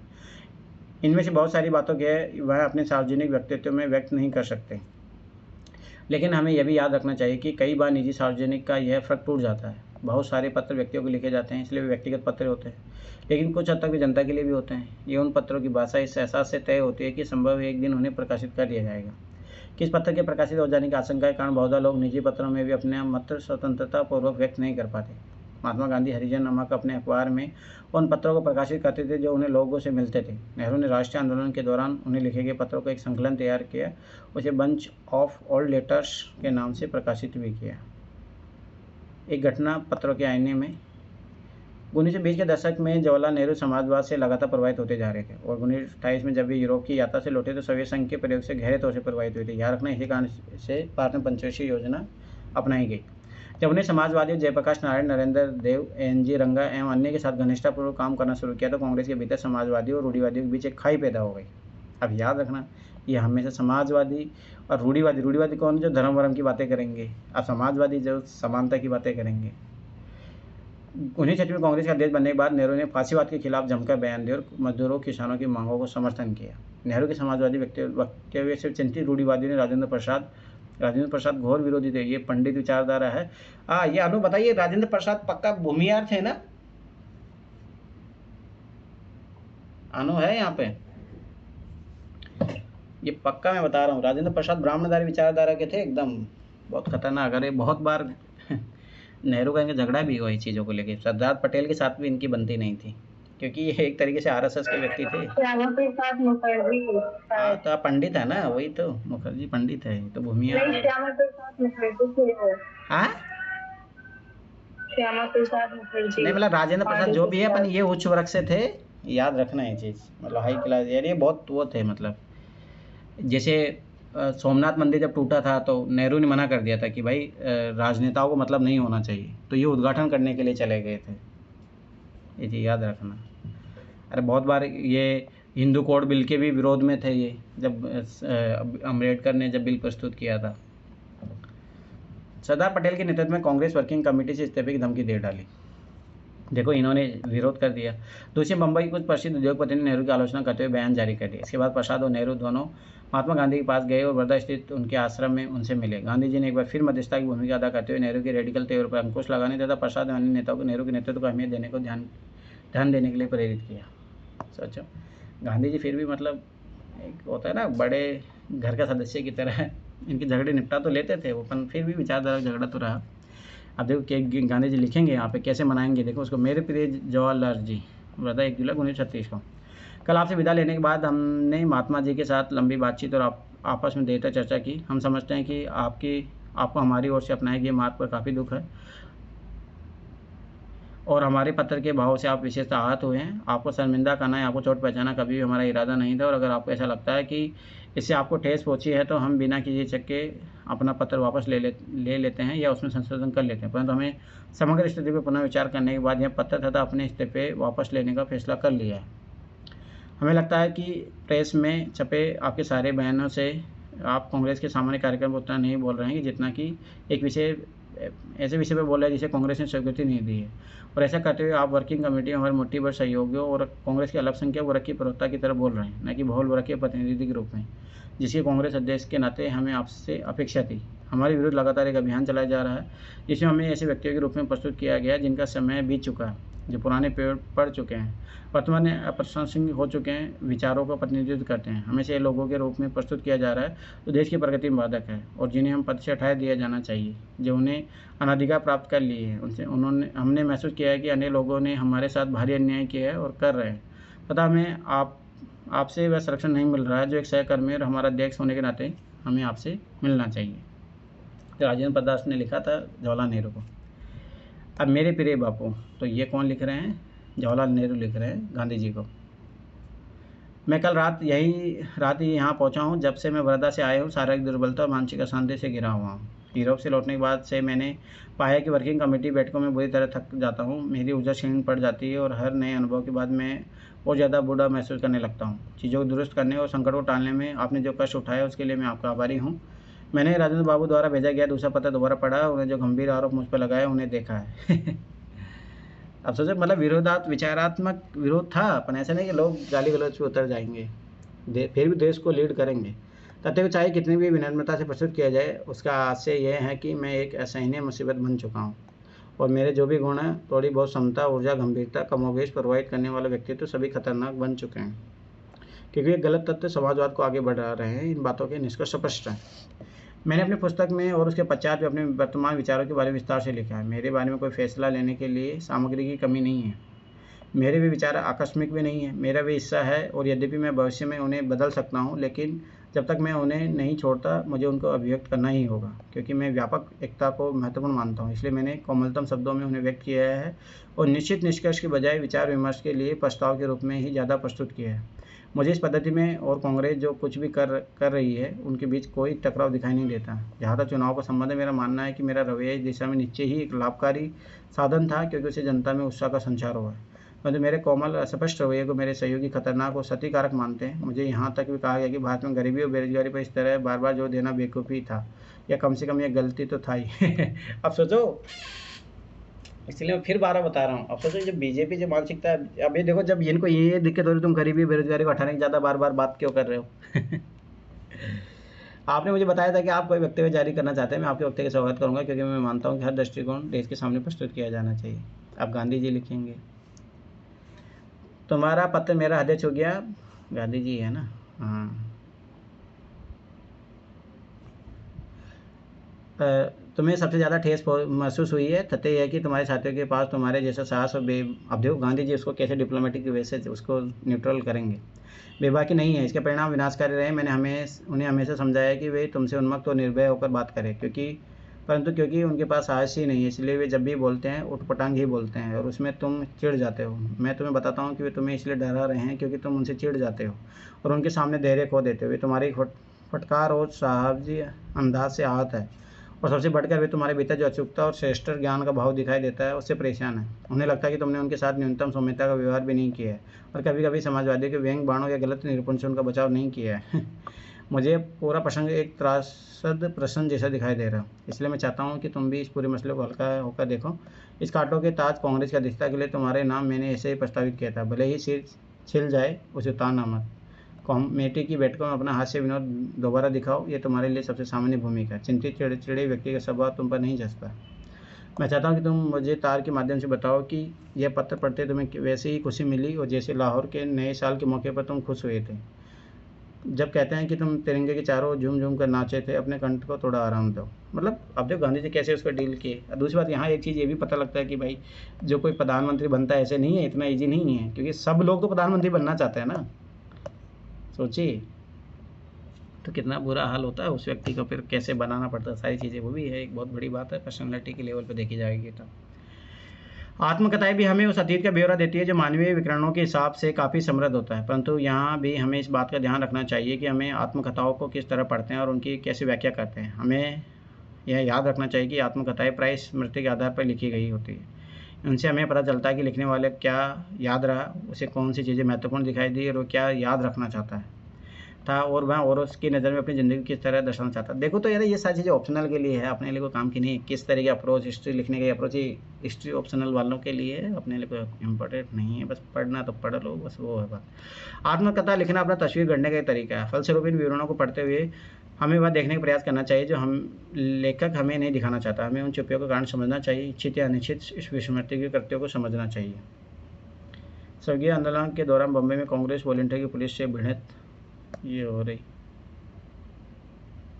कितना बड़ा रह गया अभी तेरी तो 30,000 पेज हो रहा है। चलो कोई नहीं। पुलिस की नज़र से कोई औपनिवेशिक शासक ऐसे तत्वों पर हमेशा कड़ी नज़र रखते थे जिन्हें वे अपने विरुद्ध मानते थे। इस लिहाज से सरकारी रिकॉर्ड्स भी हमारे अध्ययन के लिए एक महत्वपूर्ण स्रोत है। उस समय पुलिसकर्मियों तथा अन्य अधिकारियों द्वारा लिखे गए पत्र तथा रिपोर्ट गोपनीय होती थी, लेकिन अब ये दस्तावेज अभिलेखागारों में उपलब्ध है जिन्हें कोई भी देख सकता है। आइए ऐसे ही स्रोत को देखिए। 20वीं सदी के शुरुआती सालों से गृह विभाग द्वारा तैयार की जाने वाली पाक्षिक रिपोर्ट हर 15 दिन या हर पखवाड़े में तैयार होने वाली रिपोर्ट इस दिशा में काफ़ी महत्वपूर्ण रही है। ये रिपोर्ट स्थानीय इलाकों में पुलिस की मार्फत मिलने वाली सूचनाओं पर आधारित होती थी, लेकिन उनमें भी यह दिख जाता था कि आला अधिकारी क्या देखते थे, क्या मानना चाहते थे। राजद्रोह और विद्रोह की संभावना बनते हुए वे खुद को इस बात का आश्वासन देना चाहते थे कि इन आकांक्षाओं को कोई आधार नहीं है।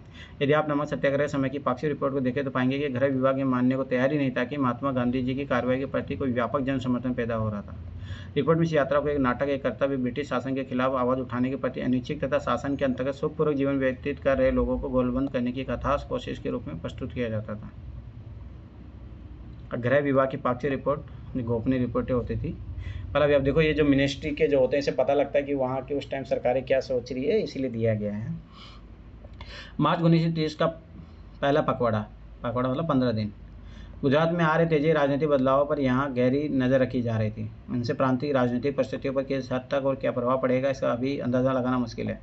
रबी की फसल अच्छी हुई है, इसलिए फिलहाल किसान फसलों का टाइम व्यस्त है, विद्यार्थी आने वाली परीक्षा की तैयारी में जुटे हैं। मध्य प्रांत और बेरार में क्या होता, श्री वल्लभ भाई पटेल की गिरफ्तारी पर कांग्रेसियों के अलावा और कहीं खास उत्तेजना पैदा नहीं हुई, लेकिन नागपुर नगर कांग्रेस कमेटी द्वारा गांधी की यात्रा शुरू होने पर उन्हें बधाई देने के लिए आयोजित सभा में 3,000 से ज़्यादा लोग जुटे थे। बंगाल में क्या हो रहा था उस टाइम, गांधी जी के सविनय अवज्ञा आंदोलन की शुरुआत पिछले पखवाड़े की सबसे महत्वपूर्ण घटना रही। श्री JM सेनगुप्ता ने अखिल बंगाल सविनय अवज्ञा परिषद का गठन किया है। बंगाल प्रांतीय कांग्रेस कमेटी ने अखिल बंगाल अवज्ञा परिषद बनाई है। इन परिषदों के गठन के अलावा बंगाल में सविनय अवज्ञा के प्रश्न और कोई सक्रिय कदम अभी नहीं उठाया गया है। जिलों से मिली रिपोर्टों से पता चलता है कि जो बैठकें आयोजित की गई उनमें से लोगों ने कोई विशेष उत्साह नहीं दिखाया और आम जनता पर कोई गहरा असर नहीं छोड़ा है। गौरतलब बात यह है कि इन बैठकों में महिलाओं की संख्या बढ़ती जा रही है।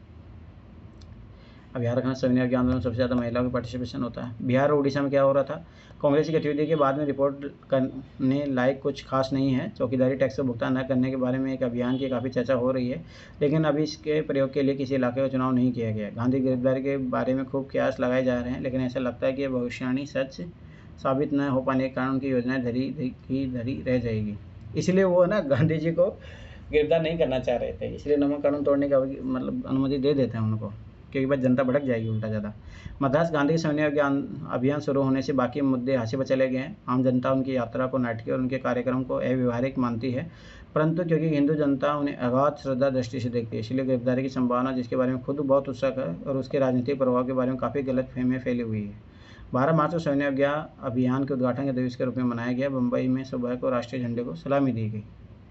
बम्बई केसी प्रेस ने आक्रामक भाषा का प्रयोग किया और हमेशा की तरह आगे आग उगलने के अंदाज में लिखा है। अगर सरकार सत्याग्रह की ताकत परखना चाहती है तो उसे पता होना चाहिए कि सत्याग्रह की सक्रियता और निष्क्रियता दोनों से सरकार को ही नुकसान पहुंचेगा। यदि सरकार गांधी जी को गिरफ्तार करती है तो उसे राष्ट्र के कोप का भाजन करना ही पड़ेगा। यदि सरकार ऐसा नहीं करती है तो सविनय अवज्ञा आंदोलन फैलता जाएगा। इसलिए हमारा मानना है कि अगर सरकार श्री गांधी को दंडित करती है तो सभी राष्ट्र तो भी राष्ट्र की विजय होगी, और अगर सरकार उन्हें अपने रास्ते पर चलने देती है तो राष्ट्र की और भी बड़ी विजय होगी। अब यहाँ पे सरकार फंस गई, अपन करे क्या? देखो, गिरफ्तार करोगे तब भी तुम गए काम से, नहीं करोगे तब भी होगा। दूसरे विविध व्रत नामक मध्यम वर्गीय अखबार ने इस आंदोलन की व्यर्थता को संकेत किया है। कहा है कि आंदोलन अपना घोषित उद्देश्य प्राप्त नहीं कर पाए, लेकिन उसने सरकार को भी चेतावनी दी है और दमन का रास्ता उसके उद्देश्य को कमजोर कर देगा। मार्च 1930 का दूसरा पखवाड़ा। बंगाल में उस टाइम क्या हो रहा था? सबका ध्यान समुद्र तट तक गांधी की यात्रा और सविनय की अवज्ञा आंदोलन शुरू करने के लिए उनकी तैयारी पर केंद्रित था। चरमपंथी अखबार उनकी गतिविधियों और भाषणों के बारे में विस्तार से लिख रहे हैं और पूरे बंगाल में हो रही बैठकों तथा उनसे पारित होने वाले प्रस्तावों के बारे में विस्तार से जानकारी दी जा रही है। परंतु गांधी जिस सविनय अवज्ञा की वकालत कर रहे हैं उसके प्रति विशेष उत्साह नहीं दिखाई देता। सामान्य रूप से लोग इस बात का इनकार कर रहे हैं कि गांधी के साथ क्या किया जाता है, और संभावना यही है कि अगर उनके विरुद्ध कोई कार्रवाई की गई तो बंगाल के ज्वलनशील हालात में चिंगारी भड़क उठेगी, लेकिन फिलहाल ऐसी आग भड़काने के कोई गंभीर आसार दिखाई नहीं देते हैं। मध्य प्रांत और बेरार। 12 मार्च को गांधी की यात्रा शुरू होने के अवसर पर नागपुर में बैठकों में काफ़ी लोग शामिल हुए और ज़्यादातर स्कूल कॉलेज सुने दिखाई दिए। शराब की दुकानों को बहिष्कार तथा वन कानूनों का उल्लंघन हमले की सबसे संभावित कार्य दिशा दिखाई पड़ती है। पंजाब। ऐसा लगता है कि झेलम जिले में नमक कानून तोड़ने के लिए संगठित प्रयास किए जाएंगे। मुल्तान में जल कर न चुकाने के आंदोलन को पुनर्जीवित किया जाएगा। संभवतः गुजरावाला में राष्ट्रीय झंडा के संबंध में कोई आंदोलन शुरू हो सकता है। संयुक्त प्रांत। यूपी में क्या हो रहा था? पिछले पखवाड़े के दौरान राजनीतिक गतिविधियों में निश्चित रूप से तेजी आई है। कांग्रेस पार्टी का मानना है कि जनता की रुचि बनाए रखने के लिए उसे कुछ अनोखा काम करना चाहिए। श्री गांधी के आदेश पर वॉलंटियरों की भर्ती, गाँवों में प्रचार और नमक कानून के उल्लंघन की तैयारी जैसी गतिविधियाँ कई जिलों से आ रही है।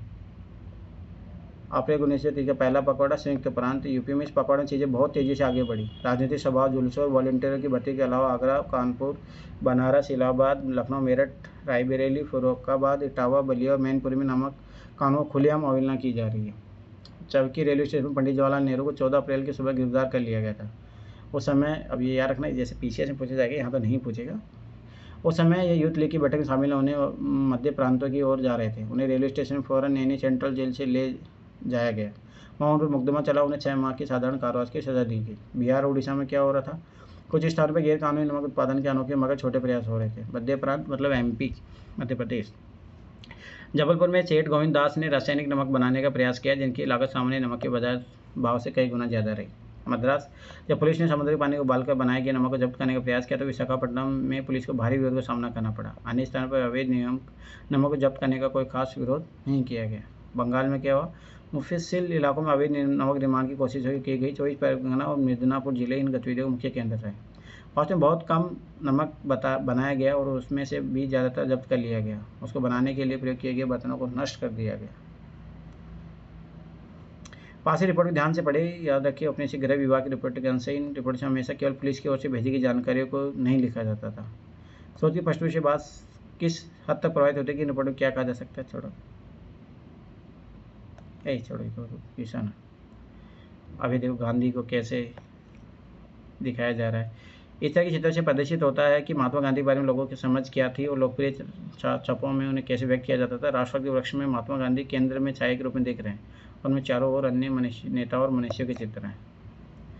अखबार से अंग्रेजी तथा विभिन्न भारतीय भाषा में छपने वाले समकालीन अखबार भी एक महत्वपूर्ण स्रोत है जो महात्मा गांधी की गतिविधियों पर नजर रखते थे, उनके बारे में खबरें छापते थे। ये अखबार इस बात को संकेत देता है कि आम भारतीय उनके बारे में क्या सोचते थे, लेकिन अखबारी ब्यूरो का पूर्वाग्रह से मुक्त नहीं क्या माना जाना चाहिए। अखबार प्रकाशित करने वाले ऐसे लोग थे जिनकी अपनी राजनीतिक सोच और विश्व दृष्टिकोण था। उनके विचार में यह भी तय होता था कि क्या प्रकाशित किया जाएगा और घटनाओं को रिपोर्टिंग किस तरह की जाएगी। इसलिए लंदन से निकलने वाले अखबार के विवरण भारतीय राष्ट्रवादी अखबार में छपने वाली रिपोर्ट जैसे नहीं हो सकते थे। हमें इन रिपोर्टों को देखना तो चाहिए, लेकिन उनके आधार पर नतीजे निकालते हुए खास एहतियात भी बरतनी चाहिए। इन अखबारों के हर व्यक्ति को यथार्थ घटनाक्रम को शब्द से सच ब्यौरा नहीं माना जा सकता। अक्सर उनमें से ऐसे अफसरों की आशंका और बेचैनी की झलक भी मिलती है जो किसी आंदोलन को नियंत्रित नहीं कर पा रहे थे, उसके प्रसार के बारे में बेचैन थे। उन्हें समझ में नहीं आता था कि महात्मा गांधी को गिरफ्तार करना चाहिए या नहीं, अथवा गिरफ्तारी का क्या परिणाम होगा। अपनी सरकार जनता और उसकी गतिविधियों के ऊपर जितनी नज़र रखती थी, अपने शासन के आधार पर बारे में उसकी चिंता उतनी ही बढ़ती जाती थी। तो सब ऐसी बातें वो अपने फेवर में लिखेंगे, इसीलिए बोला जाता है आइडियोलॉजिकल इम्पैक्ट रहता है अखबारों में, न्यूज़पेपर में कौन है उसका कहता रहता है कौन है। अब ये इंपॉर्टेंट है, याद रखना। 1915 महात्मा गांधी दक्षिण अफ्रीका से लौटे। 17 में चंपारण आंदोलन, 18 में खेड़ा गुजरात में किसान आंदोलन तथा अहमदाबाद मजदूर आंदोलन। 1919 में रोले सत्याग्रह, मार्च अप्रैल में, याद रखना। 1919 में जलियांवाला बाग हत्याकांड, अप्रैल में। 1921 में असहयोग आंदोलन और खिलाफत आंदोलन। 1928 में बारदौली में किसान आंदोलन होता है, ये चीज़ याद रखना, ये भी यूपीएससी क्वेश्चन पूछा। 1929 लाहौर अधिवेशन दिसंबर पूर्ण स्वराज्य कांग्रेस के लक्ष्य घोषित किया गया, ये भी यूपीएससी क्वेश्चन पूछा है। 1930 में सविनय आंदोलन शुरू, दांडी यात्रा मार्च अप्रैल में, ये भी यूपीएससी ने क्वेश्चन पूछा। 31 में गांधी यूनियन समझौता मार्च, दूसरा गोलमेज सम्मेलन दिसंबर में हुआ था। 1935 गवर्नमेंट ऑफ इंडिया एक्ट में सीमित प्रतिनिधिक सरकार के गठन का आश्वासन, ये भी यूपीएससी ने क्वेश्चन पूछा। 1939 कांग्रेस मंत्रिमंडल का त्यागपत्र, ये भी यूपीएससी ने क्वेश्चन पूछा। 1942 भारत छोड़ो आंदोलन शुरू अगस्त, ये भी यूपीएससी ने क्वेश्चन पूछा डायरेक्ट। 8 अगस्त 1942 को क्या हुआ था। 1940 महात्मा गांधी सांप्रदायिक हिंसा रोकने के लिए नोआखाली तथा हिंसाग्रस्त इलाकों का दौरा करते हैं। ठीक है, इसके 2 क्वेश्चन मैं बना के भेज दूंगा और लिख लेना भाई क्वेश्चन। कौन कौन, बहुत सारे लोग क्वेश्चन नहीं लिख रहे हो। अब ये क्वेश्चन बचा है, 1-2 चैप्टर और बचे हैं, तो वेडनेसडे तक ख़त्म हो जाएगा। थर्सडे को आपका टेस्ट होगा इस 12th क्लास की बुक का। उसके बाद में मैं काम बताऊंगा क्या क्या करना है आप लोगों को। चलो कॉपी चेक कर देता हूँ जिनका कॉपी बचा था।